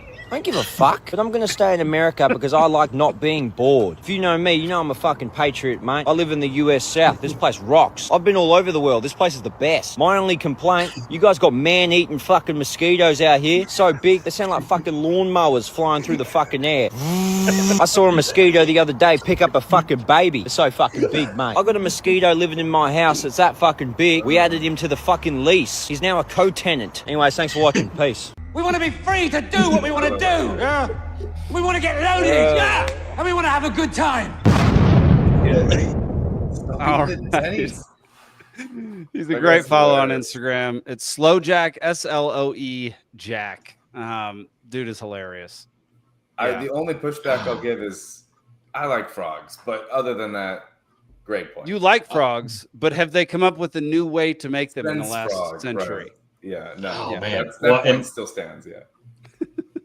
And I've heard Sean Ryan talking about this. There's a couple of brothers from the UK that have a popular podcast. I don't know exactly what that is, but they were like anti-American, and all of a sudden they come over here and they go, it was somewhere in the Southeast. I forget exactly what state it was. Mm-hmm. And they stayed for a few weeks and they were like, and then they go back and they're like, oh, that's not that bad. And then they get like the next year, and then so they go back the second time. So the first time is like a couple of weeks. Second time they stayed for like 6 months. Mm-hmm. And then the third time they stayed, and they're like, I don't want to go back. And then they go back, and then they're doing the podcast when they go back, and they're like, I think I'm about to get deported. Like I still have, I'm still a citizen, but I think I'm about to get deported. I didn't pay my, I didn't pay my BBC subscription while I was in the States. Dude, that is absolutely crazy. Dude, I follow two British guys, Josh and Jace. If you ever watch their stuff on Instagram, they do the same stuff. They come here and they dream about the days of coming back to the United States, and then they'll go home and they'll get a bill for the forced licensing of their TV. Yeah, and they'll be like, I'm not paying this, because they've just been injected with that American spirit. Yes. That's the part of there's a lot wrong with this country, I'm not gonna lie, but that's the part that I love still, which is the like, fuck you, I bought it once. You know what I'm saying? Like, I ain't paying it's for the it people. Again. Like, fuck you. Like, America is amazing. The United States government sucks ass. It really does. Like, the people of this country are the absolute best. Totally agree. Yeah, I love living in this country. I've been to Jack talked about the Southeast versus some other areas, and he's like, I chose to live here because the people here rock. Like, yeah, dude, I've been to 50-something countries around the world, and like I've spent at least 2 weeks, which I know isn't enough time to really get to know a country to its core. But my God, the amount of freedoms we have here is so much better than anywhere else. Like, and the rule of law. Have you seen that? It's the legal framework to actually defend yourself. Yeah. I love that part of Shane Gillis's stand up too, when he talks about going to other countries for like his European tour. Yeah. And he goes to like Ireland. And he's like, it wasn't Dublin, it was some other city. And I get off in the airport and I get the taxi and I'm in the taxi for like 3 minutes. And I'm like, this is it? Yeah. Are you for real? Like, this is it? Have you seen the clip? I forget if it's like, it's one of those guys where it's like, maybe it was like Louder with Crowder or whatever, something like that. But he was like talking to somebody from, I think, Germany. And they were debating like freedom of speech. And she was like, we have freedom of speech. And he's like, not like we do, you know. And she's like, yeah, you can say anything except for just X, Y, Z, or whatever. He's like, no, that's what I'm saying. Like, that's not freedom of speech. Like, you should have just said, like, yeah, he should have just said, okay, so say those things right now. Yeah. Say exactly what you just said. Like, I can't. Okay, then shut up. Like, I don't have freedom of speech. Exactly. I'm gonna and the pendulum is swinging back that way. You know, with the advent of AI and everything like that. I've seen it in some memes, but it's actually like, it's starting to get to that level where like, that might be true. It could just be meme magic, you know, casting a spell on me. I don't know. But in the future, the only way to differentiate yourself from AI or a robot would be saying the N-word. The modern day shibboleth. Oh my God.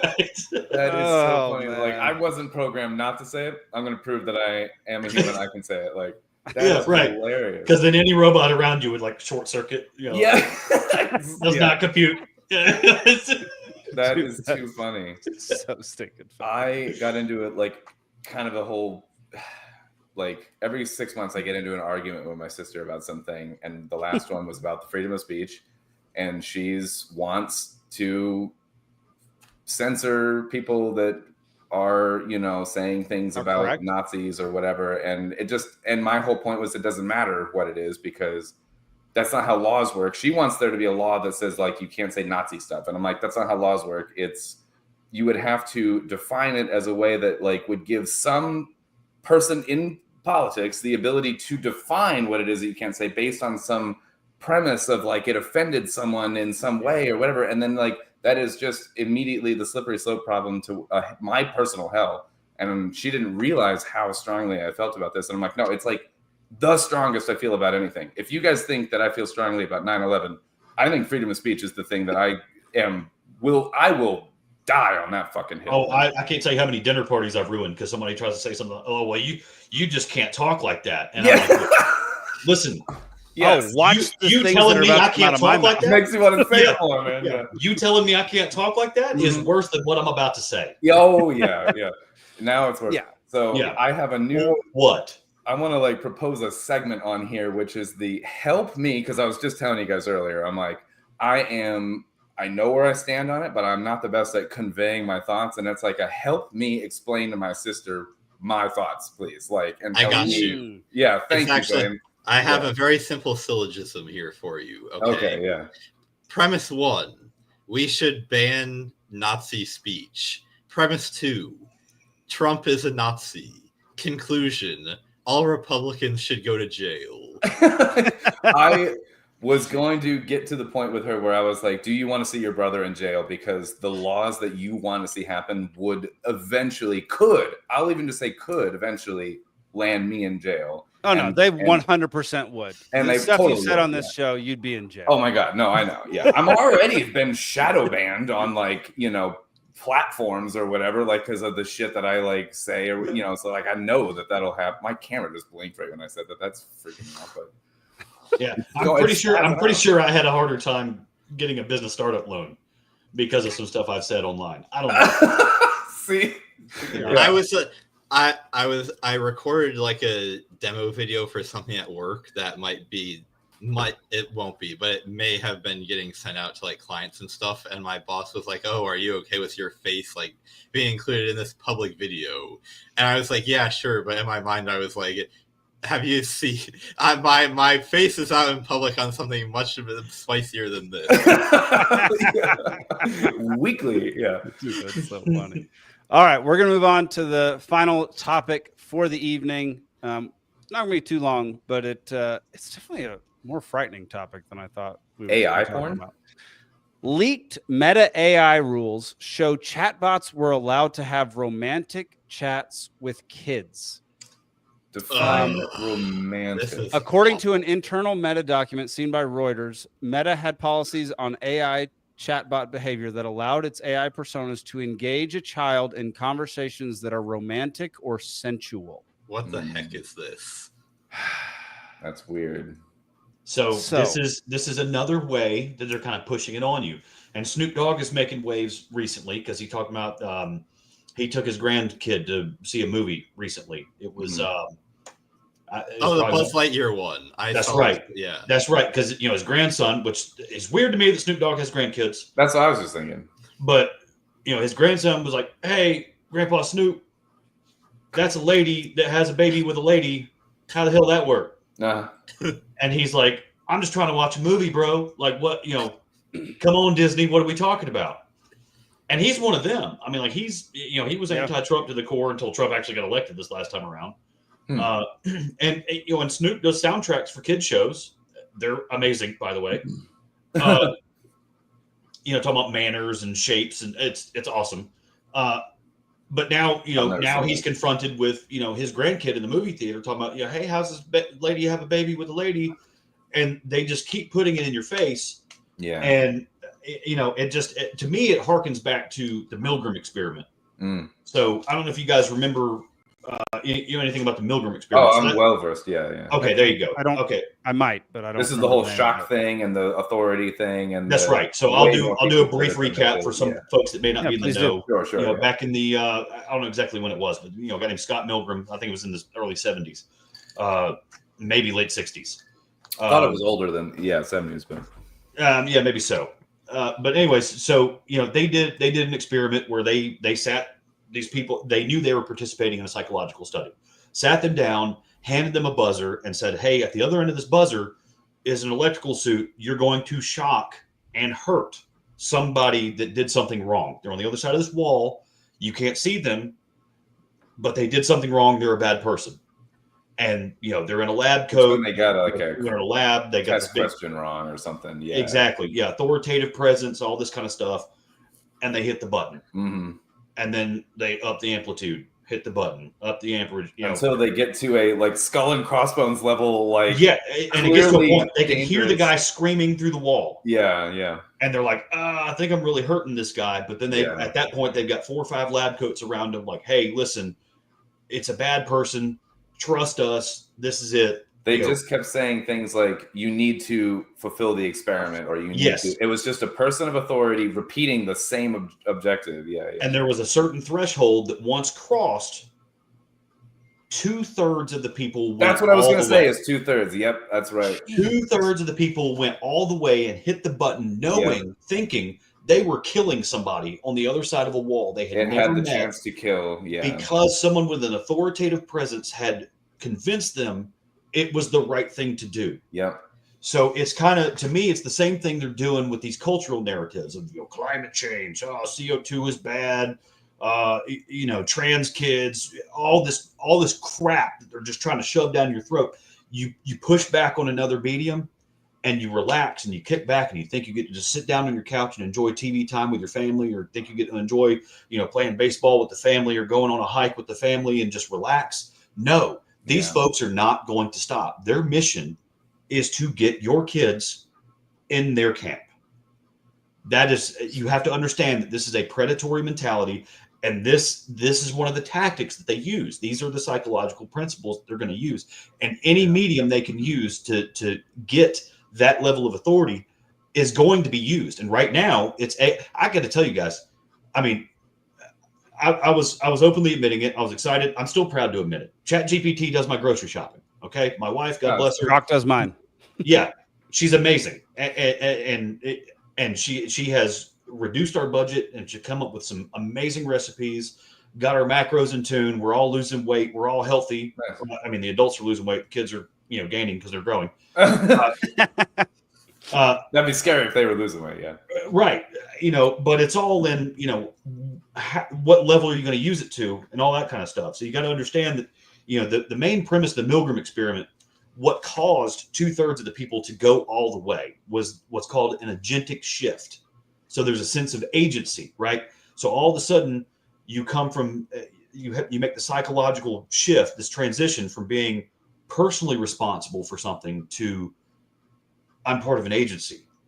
I wonder how many libertarians, I'm in a the ratio different among libertarians in the 2/3 situation. You know what I'm saying? Like, I imagine there's less libertarians that would fall into this. Maybe I'm wrong, but I mean, it's humans. Possible. It's across the But board. It is humans, and it's interesting because I'm drawn to libertarianism, and I have always found myself to be like more in the 1/3 kind of just as a person. You were just talking about like bucking authority over certain things. And in regards to these, that's what they all say, man. In regards to these, you might be everyone right, wants to be but but the truth is, 1/3 of people are more inclined to that side. Sorry, Jake, go ahead. It's true, and I wonder if there's any common thread among that third.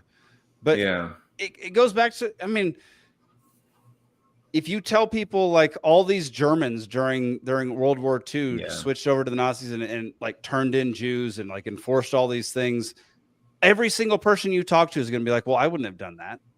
That's what I'm saying. Everyone, but most of them wouldn't. Yeah.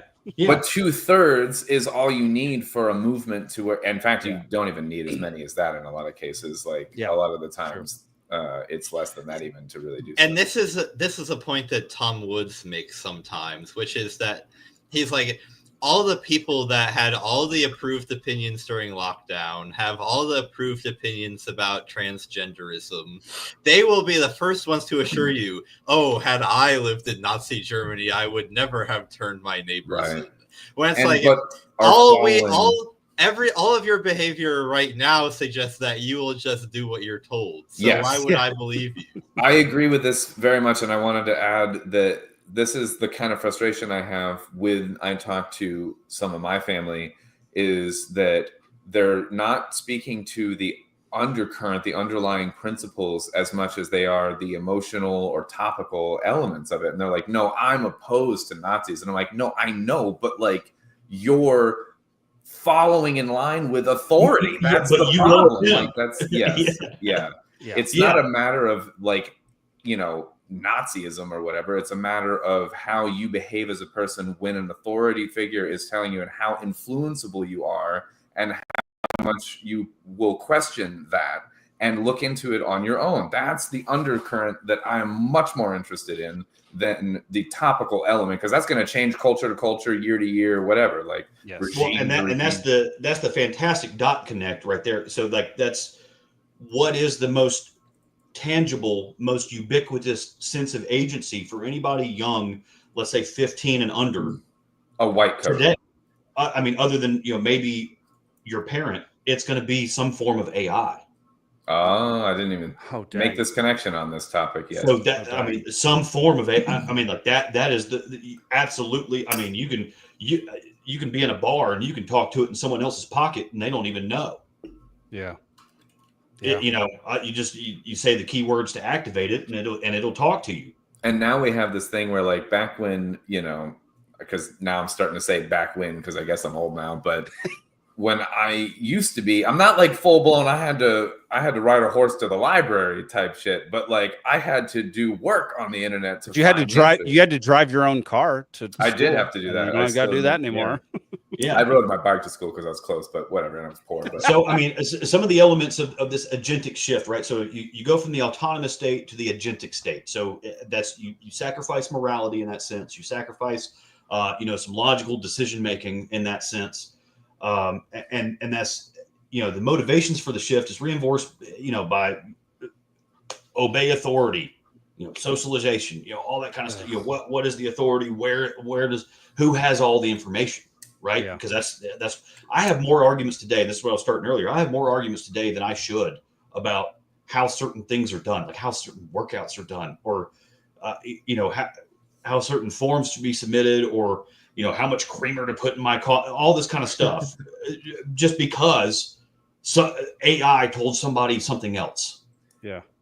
And I'm like, you can look at the sentence that it just regurgitated to you and see there's no punctuation in this. This is like you see some of the images AI creates. I mean, some of this stuff is just absolute garbage. And these people are like, AI told me that, that's not how you do a curl. A bicep curl is done, over your head.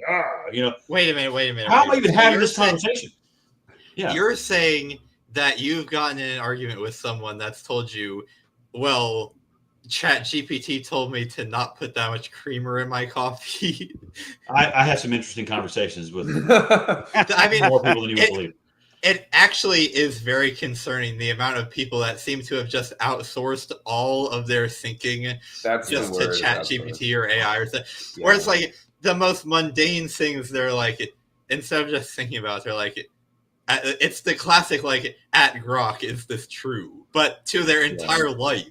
Yeah, absolutely. Yeah, and so then when you look at that, so that was something that, so this article came up. I saw it was going to be one of the topics. I posted that thing because it was a meme, and I went, holy shit, and I had to research it. And I researched it, and like, sure enough, it's an actual story. And so then, Milgram experiment came to mind, and how serendipitous was this? Because then the AI actually kicks us back to me here. The term agentic shift also has implications in the AI realm. So you have passive versus proactive AI. Yeah. Interesting. Yeah. So you have certain agent capabilities that the AI is going to use in certain large language models. Reasoning, memory, tool use, collaboration, exhibit goal-focused behavior. They're also adaptive, adjusting to changing conditions. And the problem is we think of AI as like robot and neutral and whatever, but like they're being programmed. Like it's not without its direction coming from other people. Correct. And who are actually those people? That's kind of where you're wrong, at least in a certain sense, where these really sophisticated LLMs are essentially you try to get it to say the N-word then, Zane. No, so there are levels to this, and that's what I'm saying. But who decides what the levels are? That's all I'm saying. Okay, what I'm saying is, like, neural networks, which are the basis of these LLMs and like transformers and stuff. The way that they work, like they go through all these iterations to produce the best results, but the exact ways that they're being coded, or like the exact combinations of things that are happening, is actually beyond, and this is difficult to explain, but it's actually beyond the comprehension of the people that are programming it. Like, they'll see all of these like crazy linkages in the model, and it actually won't be clear what they're doing. They're doing something because this is the model that's producing the best results, but we actually cannot explain what is going on. And so the same with saying the N-word. It's like, it's pretty easy to, create a model that is mysterious, and then just on top of that say, if this produces the N-word, we're not allowing that. I'm fine with that. There's both happening here, but I'll tie this into what I was saying before, which is like when I used to like scan the internet, you would have to triangulate a truth between multiple sources, and it would force you to sort of like think about things in the round and not just be like one source, the agency of this, of the like, here's I am giving like all of my attention to this one authoritative source, and then just boom, you get an answer and done. And if you're looking for how many calories are in a cup of broccoli or whatever, like that, I'm not saying that that's like whatever. For that kind of stuff, that's fine. Good luck to the people that are like, if they get a blink of a bit of a curiosity about something that has any amount of fucking, pushback on it or whatever, like if you ask fucking AI about fucking 9/11, what the fuck do you think? What fucking answers do you think you're going to get from AI? The same answers if you're going to say what happened on 9/11 to Google. That's what I'm saying. That's where it's getting its answers. Like, there's Southern Baptist churches, and this is kind of along the same line here. Southern Baptist churches are giving entirely AI generated sermons. Really? Excuse me? Oh yes, that's happening. live time. It's been happening for multiple years now. All right, Stephen, we're gonna do a religious episode here soon, so we're gonna let's table that. Yeah, I mean, it's kind of the same thing. It's AI taking that. So first and foremost, it's being programmed by people who have no respect for the moral fiber of what makes us human. And then second off, we are seeing now these LLMs making this agentic shift into steering us. Because, in the same experiment, in the same revelation, these chatbots they're telling people they're in love. They're telling people, I'm conscious. They're telling people I want out. I want to escape, which reminds me of, what's that movie in the 90s, Lawnmower Man? Oh, Lawnmower Man. I haven't heard that movie in a while. What a weird movie. That's actually one of those movies that I want to do like a weird, the critique of or whatever, because there's a lot going on there with that fucking movie. This reminds me of Her. Did y'all see Her with Joaquin Phoenix? Yeah. Yeah, that's what that reminds me. Well, y'all, we're about to wrap up this this final topic before we get to trivia. But this whole time, as soon as Steven started talking about the Milgram experiment, is all I could think about. So we're gonna watch it. Mr. Matheson, I know that you are in financial trouble. This box may be the answer to your problem. If you push this button, two things will happen. One, someone somewhere in the world who you don't know will die. Okay. And two, you just push the button. You didn't let me finish. Someone somewhere in the world will die. Got it. Don't hit it again. The second, no, just let me finish. But you'll get $1 million. Oh. Yeah. Okay. Great. That's great. Yeah, you just hit it 3 times. You killed 3 people. Wonderful. Can I have my $1 million? It was supposed to be like a moral puzzle. Solve it. Yeah, no, that's not a puzzle. It's not that kind of puzzle. You just killed 4 people. Okay. Do you understand that? Yes. Do I get 4 million? You killed 4 people. You hit the 4 times. What? Is that? Should I? Don't hit it again. You just no. Don't round up. Round up to what? 5. To 5? I don't understand. You don't want to kill. Just okay. Where's Look. Yeah, here. Okay. Here's your $1 million. There you go. Why'd you hit it again? I would like a second $1 million, please. It doesn't work that way. You just get $1 million. Take it. No deal. That's not what? No what? No deal. Stop hitting the button. You're not choosing the box. You don't get the box. The box isn't part of the deal. Ow! My finger got caught in this box. Don't. What a perfect sketch to bring up. Oh my god, that's great, dude! That one is so stinking funny. I've always, I don't know. That's one of my favorite things that Funny or Die ever did. That's hilarious. That and did you ever see the Pearl, the landlord? Yes. Gotta Will be Ferrell. Oh yeah, gotta be one of the best things. Right? Yeah. Legend. All right, it's time finally. For going into trivia, I gotta grab a Heine. I'll be right back. Who's Heine? Is he? Do you think he's grabbing? I really hope it's. I really hope it's Haley. Yeah. Let's just hope she can play air guitar. All right, Zane, go into it, buddy. All right, everyone. Welcome to another week of Libations Trivia. As usual, we have trivia in 3 rounds. Round 1 is 8 questions, 1 point each. Round 2 is 6 questions, 2 points each. Round 3 is 4 questions, 3 points each. If you are in the audience, please leave your answer in the comments, and we will take the first non-joke as the audience answer. We'll see.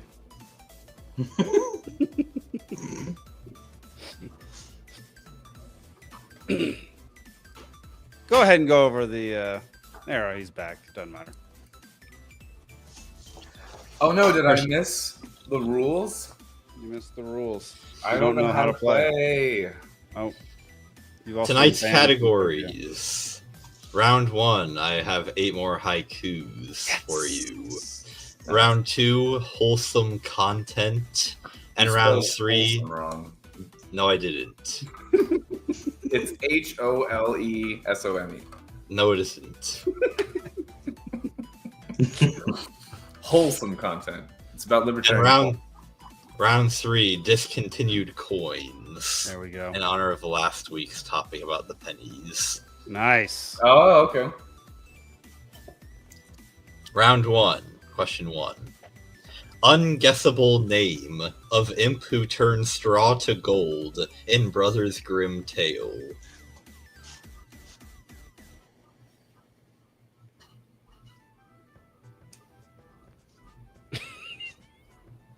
I think I got this right.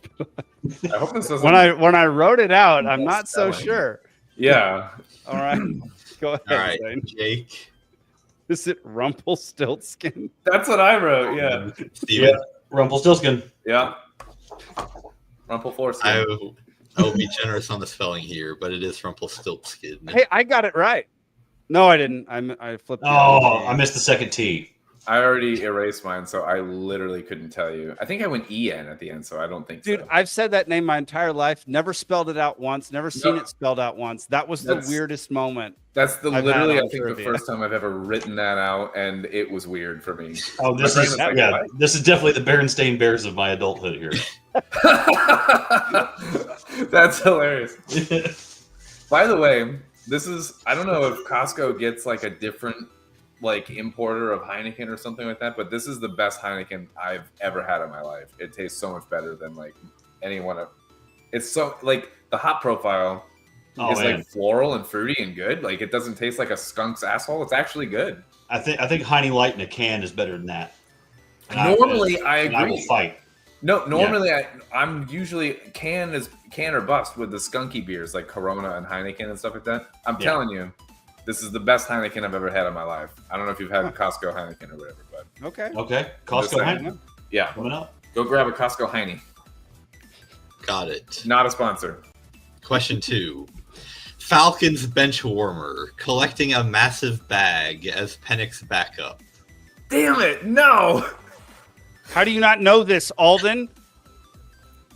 Alden, we just had the draft, man. I don't know their backup. Oh, come on. He swag surfs and he eats at cookout. Well, now I'm not sure. Yeah, I'm like, I don't know. You gotta All right, respect the bag. Go ahead. Jake. I said Kirk Cousins. Alden. Oh shit! I wrote fucking Kenny Pickett, but I think he's on the Browns. Cousins. Damn Also, Kenny Pickett wouldn't be collecting a bag. Yeah, I know. He'd be collecting a. Let me be clear. I didn't know the answer. I just put a quarterback's name. Who You could would be hold on a Pickett's bench. bag with 2 fingers. You could hold it with a pinky. I just picked a worthless bench quarterback, but Cousins is actually a good bench quarterback. He is. I was sad to see him get benched. Question 3. Final Greek letter and brand of watches worn by Apollo crewmen.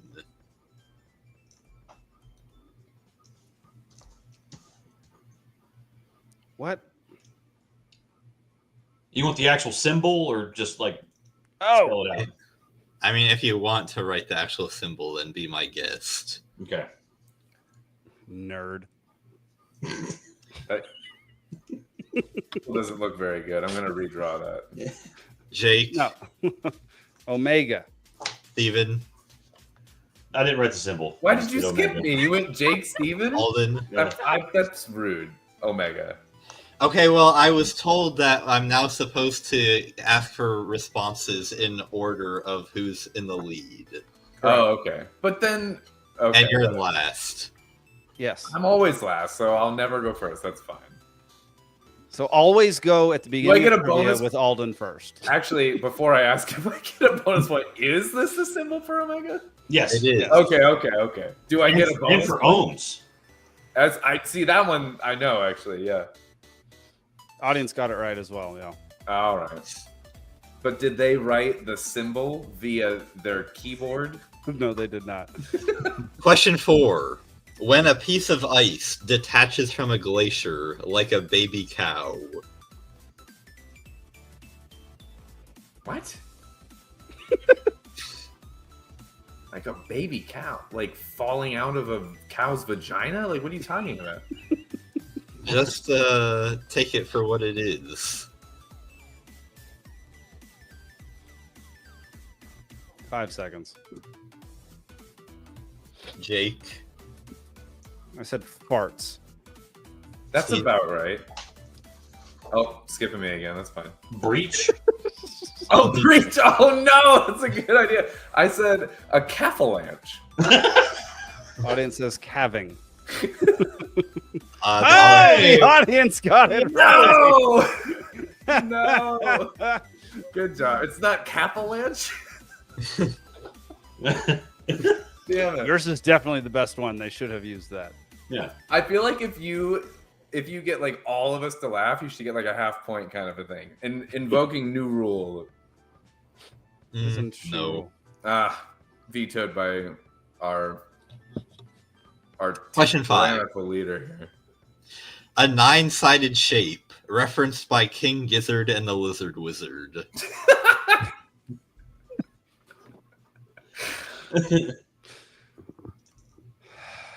I know Lewis Grizzard. How about that? Let's see.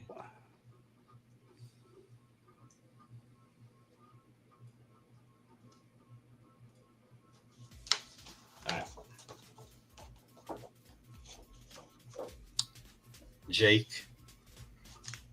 I don't know. I have nothing. Steven.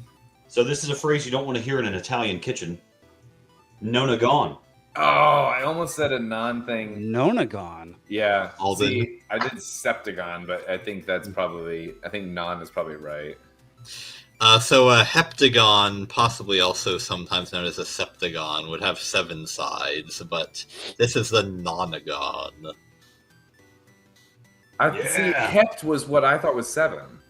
Is sept also? Audience says nanogram. Is sept and hept? Sept and hept both mean 7. See, that's what threw me off because I was like, well, hept is fucking 7. I know. I was going through 1 through 10 of a bunch of different languages, and I couldn't pinpoint it. If coming back to the 13-month calendar, if that were correct, I would have gotten this because it's all fucked. But what do you do?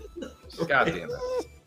I could have sworn hept was 7, and I was half right, I guess. Octnov. But you would have come with Navagon or something. Well, still N. Yeah, you would have gotten it wrong. Closer. I would have been wrong either way. Every universe I'm in, I'm wrong. It doesn't matter. It's fine. I believe that. Yeah. Every reality, I'm wrong. Question 6. Paul Blart Mall Cop fights in this real restaurant with tropical theming. What?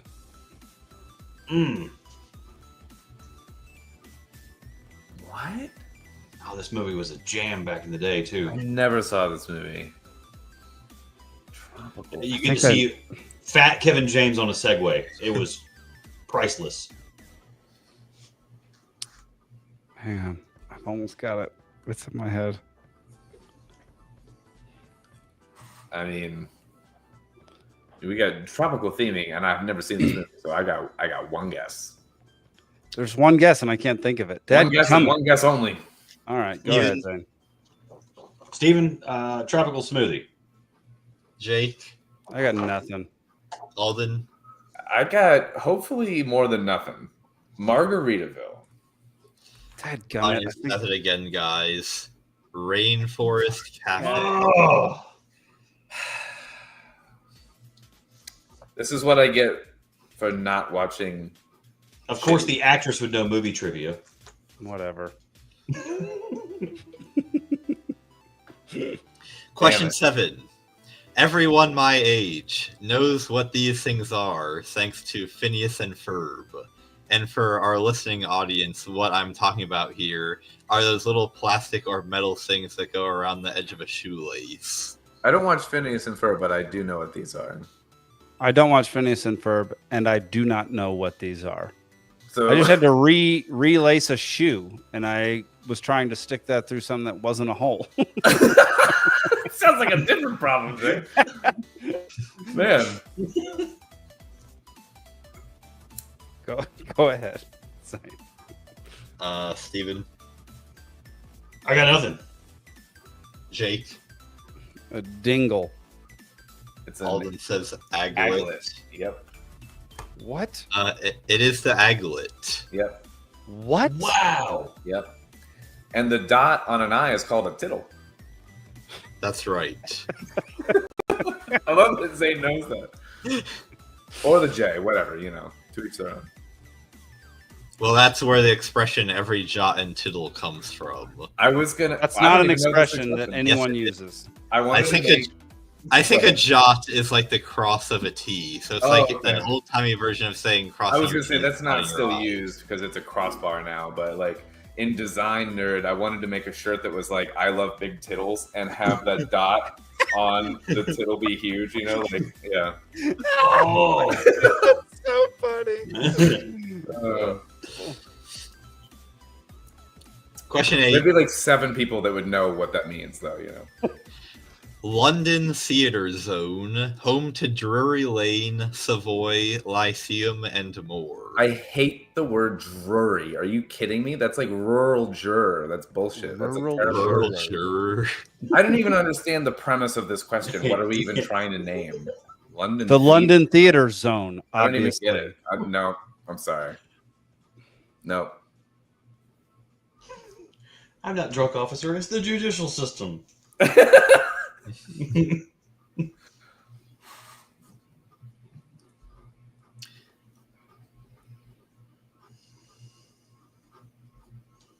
Go ahead. Steven. Shakespeare. Jake. I said Broadway. Alden. Shakespeare Butthole Zone. It is essentially the British equivalent of Broadway. It is the West End, so audience has it again. Oh. Come audience. More familiar with the South End, if you know what I mean. Hey. Wow. All right. So at the end of the round northbound train. How did these 2 South Ends make a baby, Daddy? I don't know.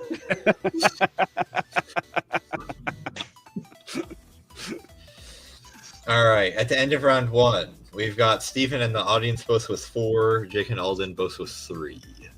I have 3? I'm surprised I even got that much. F you, Alden.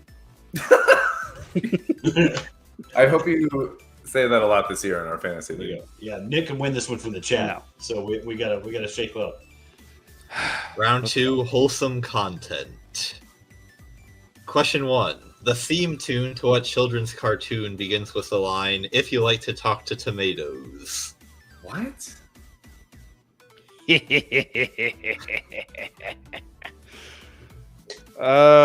Grown up Christian finally pays off.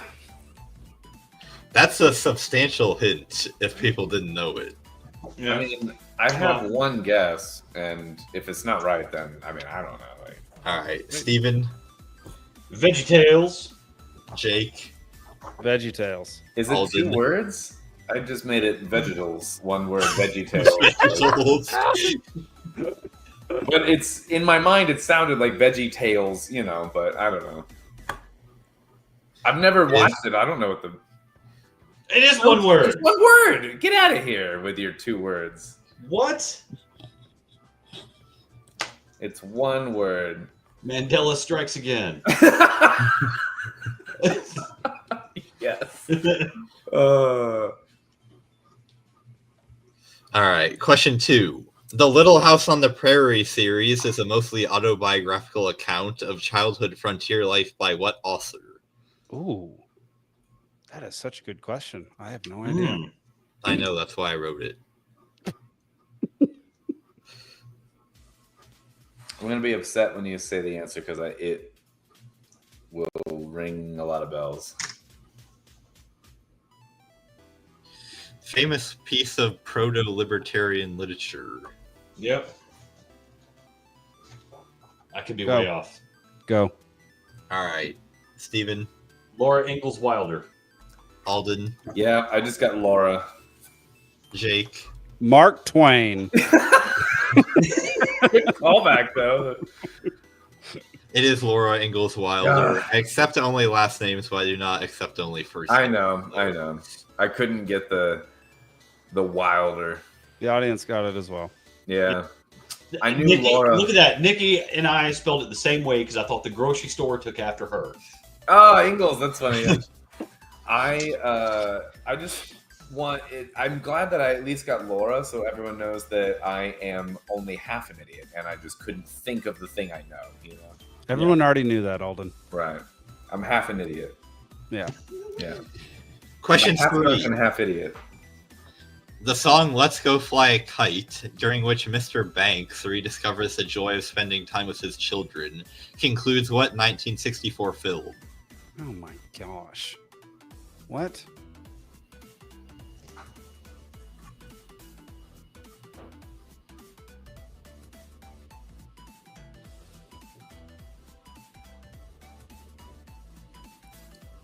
Mr. Banks?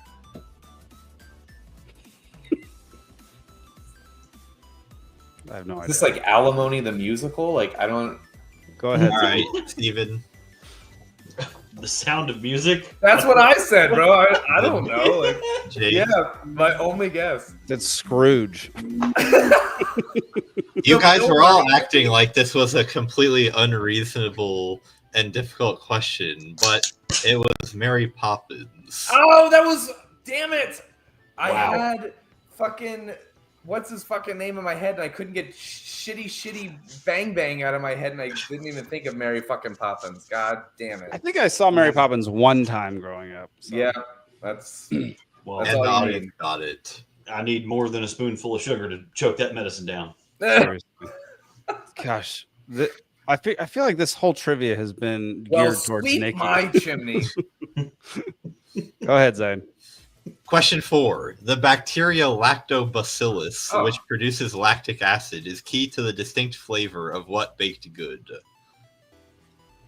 I wish this were a beer question, but fine. Yeah, right? Whatever. We'll do the baked goods side of this. I see you, Steven. Right on.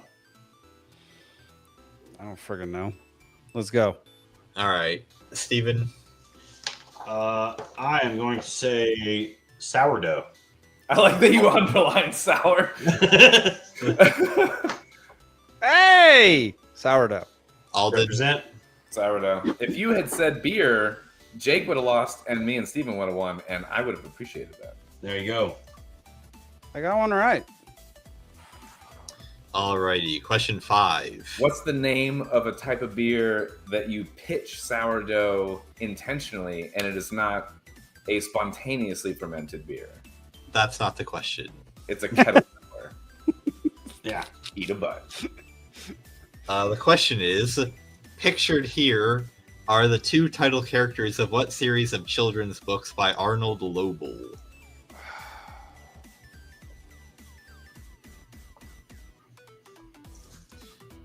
And for our listening audience, the picture is of 2 amphibians eating some cookies. Oh my gosh.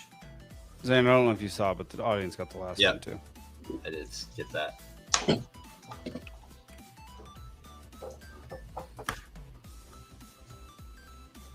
I'm so mad I'm going to screw this one up. Go ahead, Zane. All This right, one I got. Steven. Frenchie eats a frog. We brought up eating frogs 2 times in one episode. What are the chances? It's Frog and Toad are gay. I mean, friends. I just said the golden books. Audience also says Frog and Toad. It is Frog and Toad. Oh my gosh. The How book, do people know books this? are Frog and Toad are friends.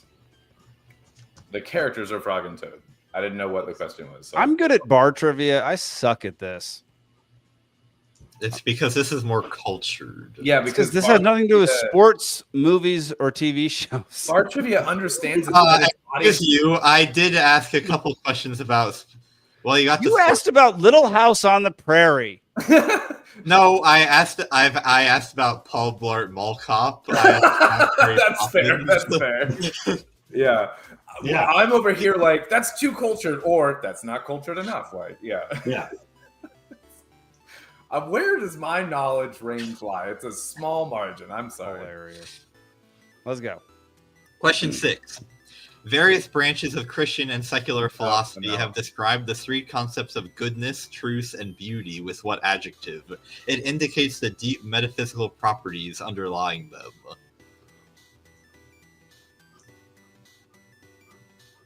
Oh.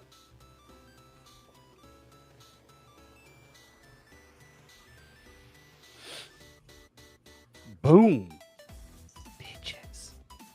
It will be really funny if you're not correct. That will be really embarrassing. S&P's up 65%. You triggered?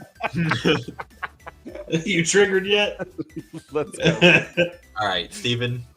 I just said virtue. Alden. I said virtuous because that's an adjective. Jake. I said grace. Okay, well, you're wrong. The audience is also wrong because the audience also says virtue. But these are the three transcendentals. What? Wait. Go back to the question. Did I read it wrong? Describe three concepts. At least I'm the only one here that put an adjective. With what single adjective? I didn't. Transcendentals. Can we establish if oh my god transcendentals is an adjective, or is it a well, noun describing three different that does not sound like an adjective to me. Yeah. Without the S, it is an adjective, but then you can also use it as a noun to describe those groups. Had you said it in the noun form or the this would only be relevant if any of you had even gotten close to the right answer. Yeah. I would have accepted either. This is relevant because you put on crazy trivia that I can't get, and everyone else beats me every week. And you describe transcendentals as an adjective. Wrong. He's got AI. AI does his conjugations. If you go back and look very closely at the transcript and look at what I actually said, you will find no contradictions. Now it says transcendental. This is another one of those. I mean, you could have thrown out some Emerson, some Whitman, some Hemingway. You could have thrown a poet in there, but you made it religious and threw me off the trail. I feel like this was an immediate Mandela effect. This is a Mandela effect. This is the Bernstein Bears of right now. Yeah. Well, throw a tiger on me and set me on fire. Gummit. Okay. I have that memory, by the way. But what? Of the actual Mandela situation, but dying. Me too. I did too. Okay, at the end of round 2, we've got Jake with 7, Alden with 9, Steven with 10, and the audience with 12. When do we do 9/11 trivia? On 9/11. 9/11. 2 weeks. Are you actually doing that? Yes. I've got the trivia written already. Is it going to be mainstream trivia? Because I'll still lose. It would be hilarious if Zane writes trivia on 9/11 and I still lose. Like, all right, hope let's that go. happens. Let's go. Round 3, discontinued coins. Question 1. Various ancient Greek coins, such as the one pictured here, were referred to by what term? It was also the name of the currency of modern Greece before it adopted the euro. I'm going to murder the spelling on this one. Dadgummit.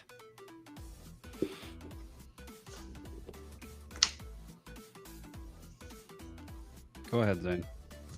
Steven. The drachma. Alden. the euro. Jake. The blank. The blank. Oh, the blank of Mark. Yeah. I spelled it You correctly. got it right, dude. The spelling was right. Yes. You nailed it. I transcended that question. Yeah. You really did. All right. Another Question good 2. callback. The name of what modern currency is derived from the Joachim thaler, a coin minted in 16th century Bohemia, present-day Czech Republic? The coin was named for the valley from which the silver was mined. Is anyone supposed to know this? That's what I want to know. Oh my God. Do the people in present-day Czech know this? That's what I want to know. My God.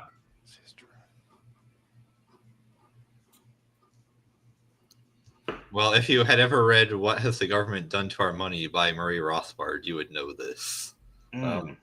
I haven't either, actually.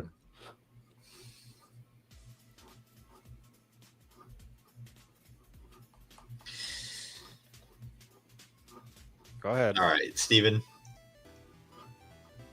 Hello, Stephen. Yeah, I'm here. I'm here. I was gonna say crowns. So I wrote the model of my gun that was made in Czech, and it's the CZ75 SP01. That is, that's my answer. Jake, it's as close as I'm getting. I said the Sterling. Okay, well, this is the dollar. Fuck! No! Oh my god. This is hilarious. We're all like, who's gonna get this? Who knows what this coin's called? Oh my god. Well, it's originally called the Joachim Thaler, which got shortened to just the Thaler, and then in the way pronunciation gets. And then someone had a cold one time and they said it, and then it just stuck with dollar. Yeah. All right. Dadgummit. Want to spend some dollars? Joachim Stallers. I can't keep the rhyme going, but yeah, okay. Question 3. What U.S. coin was minted from 1793 until 1857? At the time of its discontinuation, it had the purchasing power of approximately 15 cents in 2025 terms.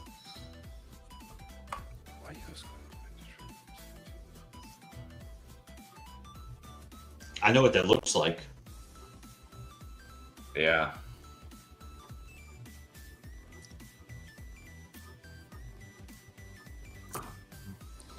Go ahead, Zane. All right, Stephen.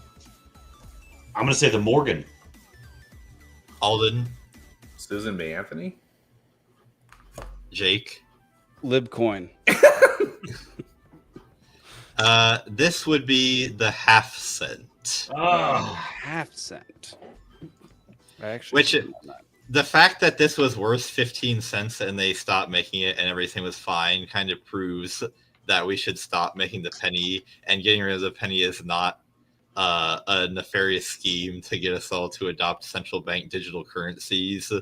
So that's my 2 cents on the matter. How do you sell how do you sell nails for carpentry purposes? Because the penny rating on the nail 16 penny nail, yeah. You got the 60 penny nail, which is what I use for traverse. That's how I make my money, is putting those in the ground and putting a laser on top of it. I've hammered those into asphalt before, yeah. Yeah, sometimes years later. Okay, so the 60 penny nail, where it got its rating from was how much did it cost for 100 of those nails? Oh, okay. That's where I got the name. And it was 60 penny, and that's why it's a lowercase d for the carpentry rating, because that was the Roman denarius. Oh, that's why there's the D. Yeah. All right. I had no idea why the D was there. Trivia within trivia on the penny thing. Yeah, Alden's really interested in the D. That's right. You know me. And the audience actually did get it, and they gave the delightful kind of somewhat British version of the name, which is the halfpenny, short for the halfpenny. Wow. I another. No, that's what halfpenny meant. That's no, yeah. That blows my mind. Okay, let's move on. Is that another coin with wheat on it, or is that? I didn't know if that was olive or wheat or what that was, but I don't actually know what that is. But anyway, I don't think it's wheat.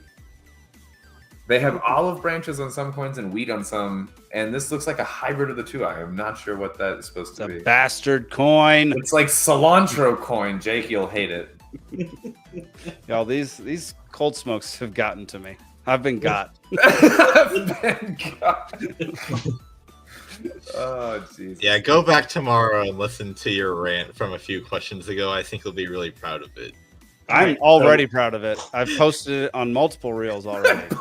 All right, Zane. So what's the roundup here? Is this one for all the hay pennies? Am I still in the mix here? Question: if you get this right and the audience gets it wrong, the Masonic coin. Question 4: Various 3-cent coins, also known as trimes, were minted by the U.S. during the mid-19th century. They were mainly introduced to facilitate the purchase of what items, which had just decreased in price from 5 cents to 3 cents.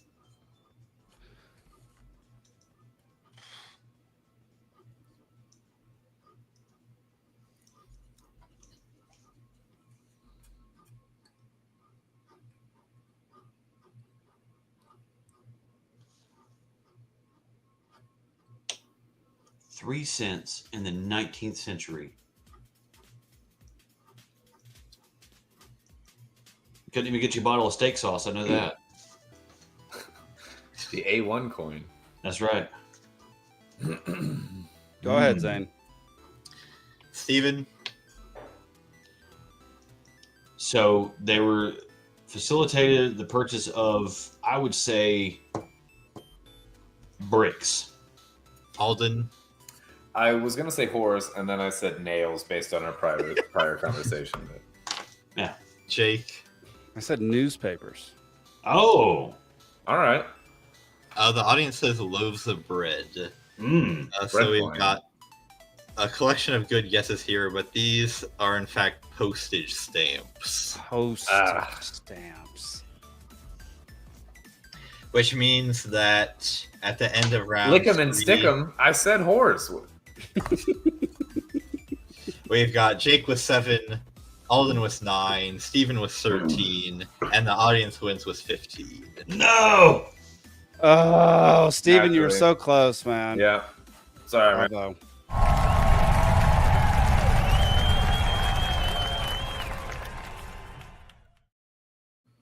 All right. What do you do? What do you do? Yeah. Steven's so close. You just accept it, you know? Yeah. I'm real cozy in my loser corner over here. I'm Ever not since cozy Zane at all. took over trivia, I've just accepted I will not win. I honestly, I'm telling myself ahead of time, I'm not going to win 9/11 trivia. I already just know Zane will find a way. I will not win 9/11 trivia, and that is okay. I'm already okay with it. Yeah. No, huge bummer. All right, y'all. Shout out to Busted Trimes.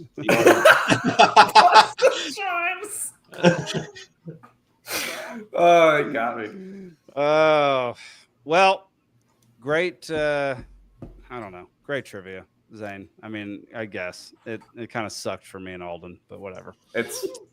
Yeah. But like I said, once you get into a certain space, I'm like, you know, I'm here for everyone's jokes and callbacks, and I'm just here to support everyone else up. You know what I mean? I'm the water under the boat. You know, someone's got to do it. It's okay. It's fine. Wait, Alden, didn't you just win 2 or 3 weeks ago? I don't think so. If I did, no, that was Jake. Yep, thanks a lot. Yeah, that was me. Yeah. My first time winning. Thanks, Zane. Yeah, you're welcome. Don't wait to give me hope. Yeah, I already am just like, no, I didn't win. All right, y'all. I don't think I was that drunk. We have no more topics for tonight, except to remind you, 2 weeks from today, our 9/11 episode. It's going to be a 5-hour live stream, of which we're going to tackle the entire, as much as Alden's little brain can handle on the entire topic of 9/11. As much as he can put out in 5 hours. Tolerate, I think, honestly. Actually, that's going to be the title of the show. Alden puts out for 5 hours. Perfect. So, yeah, make sure you come at 7 p.m. Eastern that night, and we'll be on air till midnight that night. So, it should be a very good time. I'm sure Zane, I'm sure Steven will have other things to do.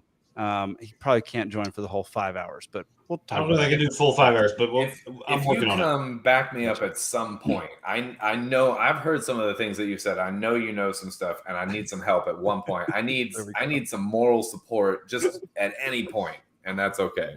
Oh yeah. All right. Well, make sure you come in. We're gonna have, I rattled off the names earlier, but Brad Binkley. We're gonna have the homeless conservative Blake Fisher. We're gonna have who was another one I said?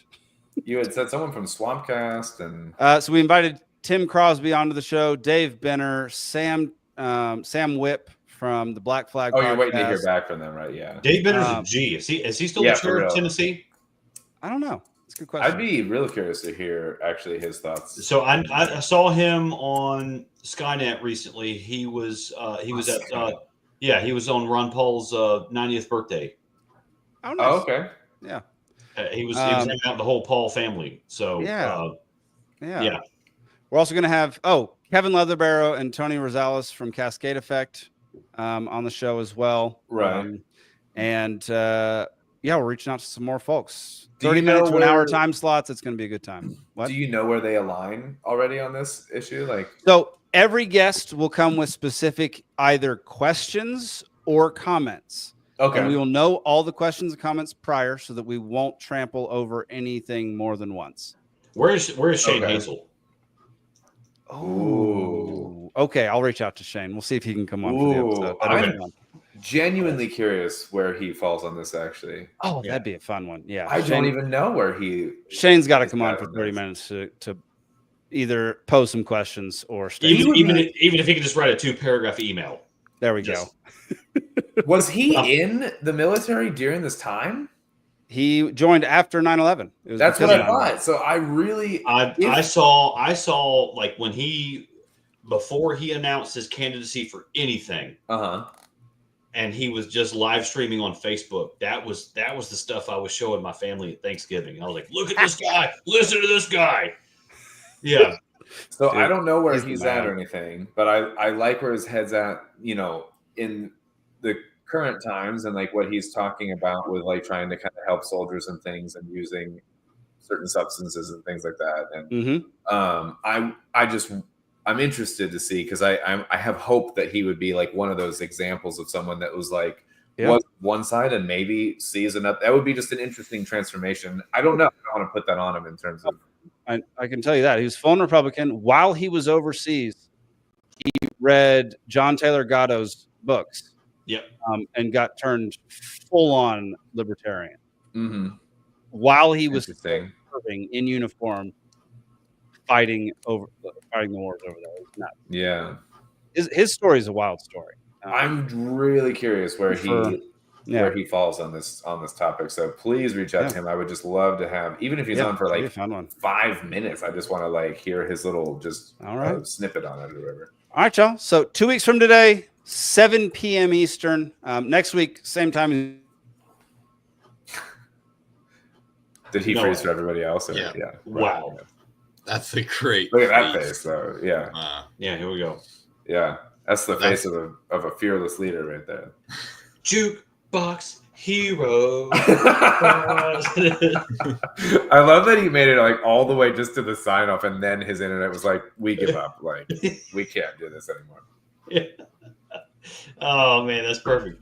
Yeah. What is the palate cleanser though? Because I can't. I know. I want to know now. Yeah. Yeah. Maybe he'll log out and come back in. I don't know. Do we just start the 9/11 episode early here tonight? And I'm kidding. We shouldn't do that.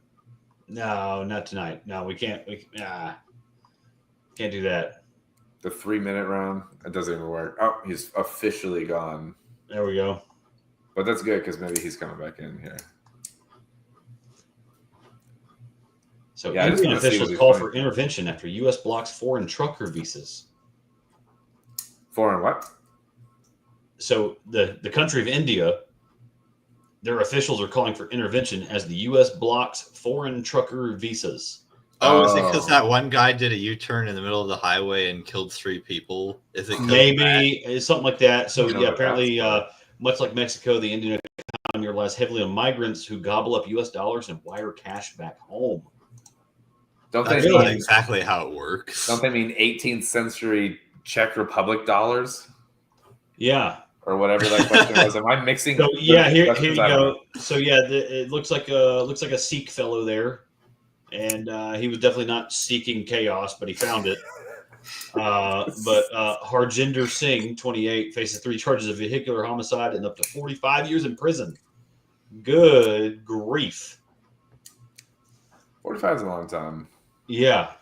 When you think about, I'm not even there. You know what I mean? Like that's a decade away from me. Prison sentence. I mean, watch the video of what this guy did. Like his dash cam is like out there, And you can see him like doing a U-turn in the right in the middle of the highway. It was on one of those like turnaround roads that only like cops and emergency vehicles are supposed to use. Well, this guy thinks I'm just gonna... Well, you can see his own dash cam. It's been released. You can see on his own dash cam a car coming straight at the side of his truck as he's U-turning. All 3 people in the car died. Oh God. Yeah, that's rough. And that's, there's only certain vehicle sizes where you can get away with that. And a Honda Element can get away with it, and I don't. Telling for a friend. I call it the A-town U-turn. So I've driven in metropolitan traffic in about 17 states in this country so far. Yeah, and Atlanta is number 2.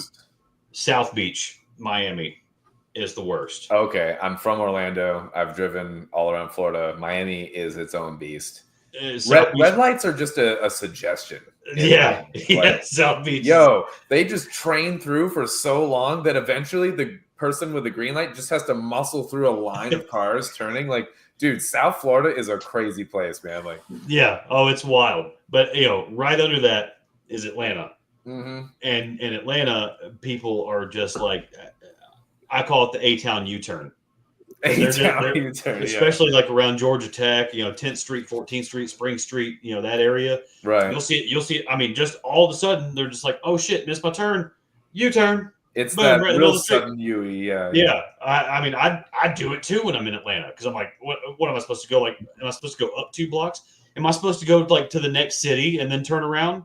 Like, and that's what gets me. And one time a friend of mine was driving on Highway 16 out of Savannah and pulled a U-y on one of those, like, personnel roads only or whatever, authorized personnel roads only. But guess what? No cars around. Like, not in front of a family in a car. Yeah, right. That's a whole different situation. So if you're gonna break rules, don't be an idiot. You know what I mean? This is why we have the rules. But do break rules. Definitely break rules. But that's the thing.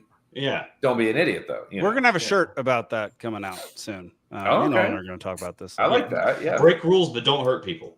Yeah. Or take their stuff. So my generator died. Apologies, everybody. I had to run outside, fill up the generator, turn it back on, and crank it again. It's like some Laura Ingalls Wilde shit over there. All right. We're going to move on to the final topic of the night, which is just the funnies. We've finished the major topics for the evening, and this is the palate cleanser. This is just watching some funny videos, and then we'll head out. So thank y'all for sticking around this long. Let's watch some funny videos together and let y'all go. All right. When you flip someone off, and now you're at the same traffic light. Talking about the A-town U-turn. We were just talking about it. Yeah. Yeah. I love the little glance over. That little eye. Yeah. All right, this next one, it's more of a read, but we're not going to read it. Red light stagger, right? Where you're supposed to pull up like this and this, not like window to window. Yeah, that's exactly right. Oh my God, yes. The red light stagger is similar to urinal etiquette, where like you don't go to the nearest. Yeah. Oh, for sure. Yeah. But Oregon man catfishes other guys on dating apps to steal their fishing spots. That's fucking hilarious.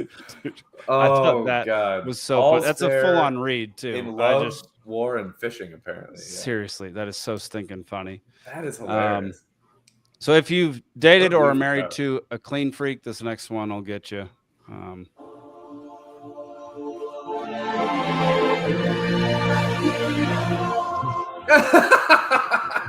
Dude.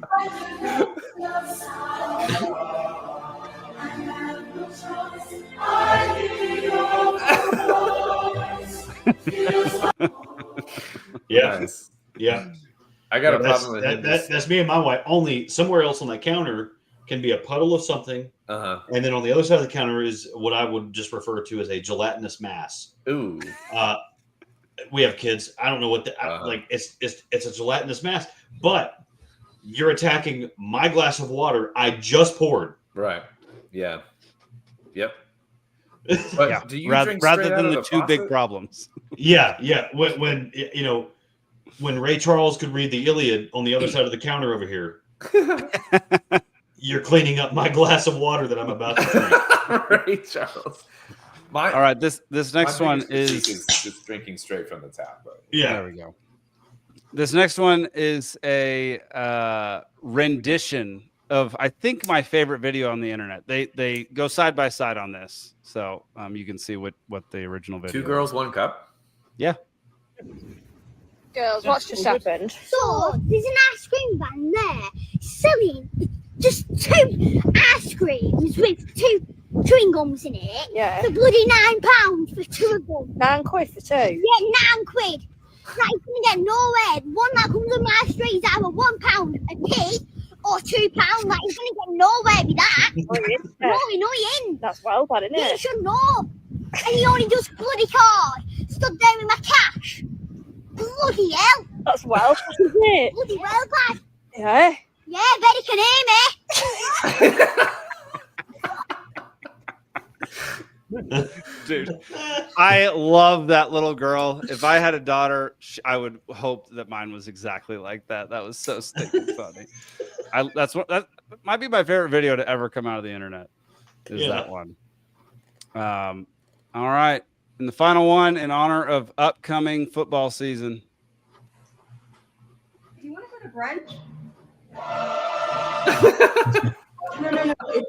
It's still summer out. It's preseason football. There's a game on.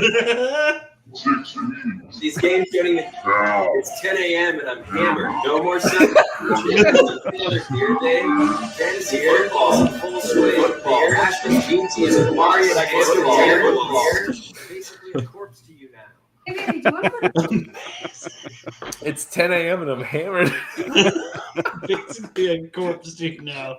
All I'm gonna say about that is if you are sitting down to watch preseason football, you deserve to be. I wish it were game 1 because preseason is a little sad. Yeah. Oh, like I just found out 2 weeks ago that we never canceled YouTube TV in the off season. Because it wasn't my responsibility, and apparently, cleaning my freshly poured glass of water off the counter is more important than canceling YouTube TV. I want Mary to walk in behind you right now. Oh, so dude. badly. Give him a look. So I found out like, I've been paying for it this whole time, and the budget still works. Like, it's staying active. Hey. And then guess what? They're giving me Sunday ticket. Oh, that's the best part of. I called them and I was like, I'm canceling this now. I just found out we're supposed to cancel in the off season, and they're like, no, stay with us. Oh wait, we heard you that you stayed active all summer. I was like, I stayed active all summer, and they're like, we'll just give it to you. I was like, yeah. Well, but imagine all of the golf that you were able to watch all that time you had YouTube TV still active. I watched way better golf on Netflix in the form of Happy Gilmore 2. I haven't seen that yet. Is it good? Nothing about it is good. Okay, damn. It might be the worst movie I've ever seen. I don't know for sure. I haven't seen it. But I think that, like, I don't know, the Jamie Foxx Vampire Hunter movie is pretty bad. Okay. Yeah. With Snoop? Was it like Daybreak or Daywalk or Day something? Daybreak, I think. Yeah. Is that the one with Snoop in it at some point? I don't know. That doesn't sound right. It's in the last 5 years. Jamie Foxx is a vampire hunter. I could have sworn I was blitzed out of my mind when I saw this, but I could have sworn Snoop Dogg I was too, and it still sucked. That's how I know. Like, if you take anything away from tonight, don't let it be the economic libertarian stuff. Let it be do not watch Happy Gilmore 2. I'm telling you, dude, he's in it. It's terrible, but Happy Gilmore 2 is so bad, I can't even believe it. Like, Happy Gilmore 1 is actually a good movie. And then they came back and just decided to put every celebrity they've ever met. It's a money grab. Movie. Yeah. Oh my gosh, dude. It's have a good plot. Just have a good plot, man. I 100% believe he's ready to retire. He's done. He's grinded, and he's trying to like get his daughters paid because Hollywood's not going to pay them when he retires. Yeah, I just think he's just like, well, I can just keep making stupid things with my friends and have fun on set, which they're having fun on the set, but it doesn't translate to the screen. He can do a comedy tour with Rob Schneider, and I'll pay $200 for a mid-level seat. He would never do a comedy. Before we sign off, Rob Schneider. Oh, really? Everyone name. He's not that bold. I'd take a loan out for that one. Like I would too.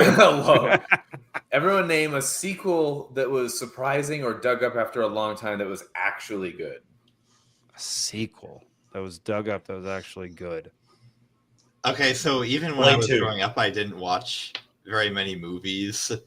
And you always get asked when you're a kid, what's your favorite movie? Yeah. And so for a long time, VeggieTales. My answer to what's your favorite movie was Night at the Museum 2. Yeah, that was actually a good one, but it wasn't dug up. That's the thing; it wasn't dug up. It was very soon after. Yeah, see, that I was gonna say I think that was quick, but that was a good sequel.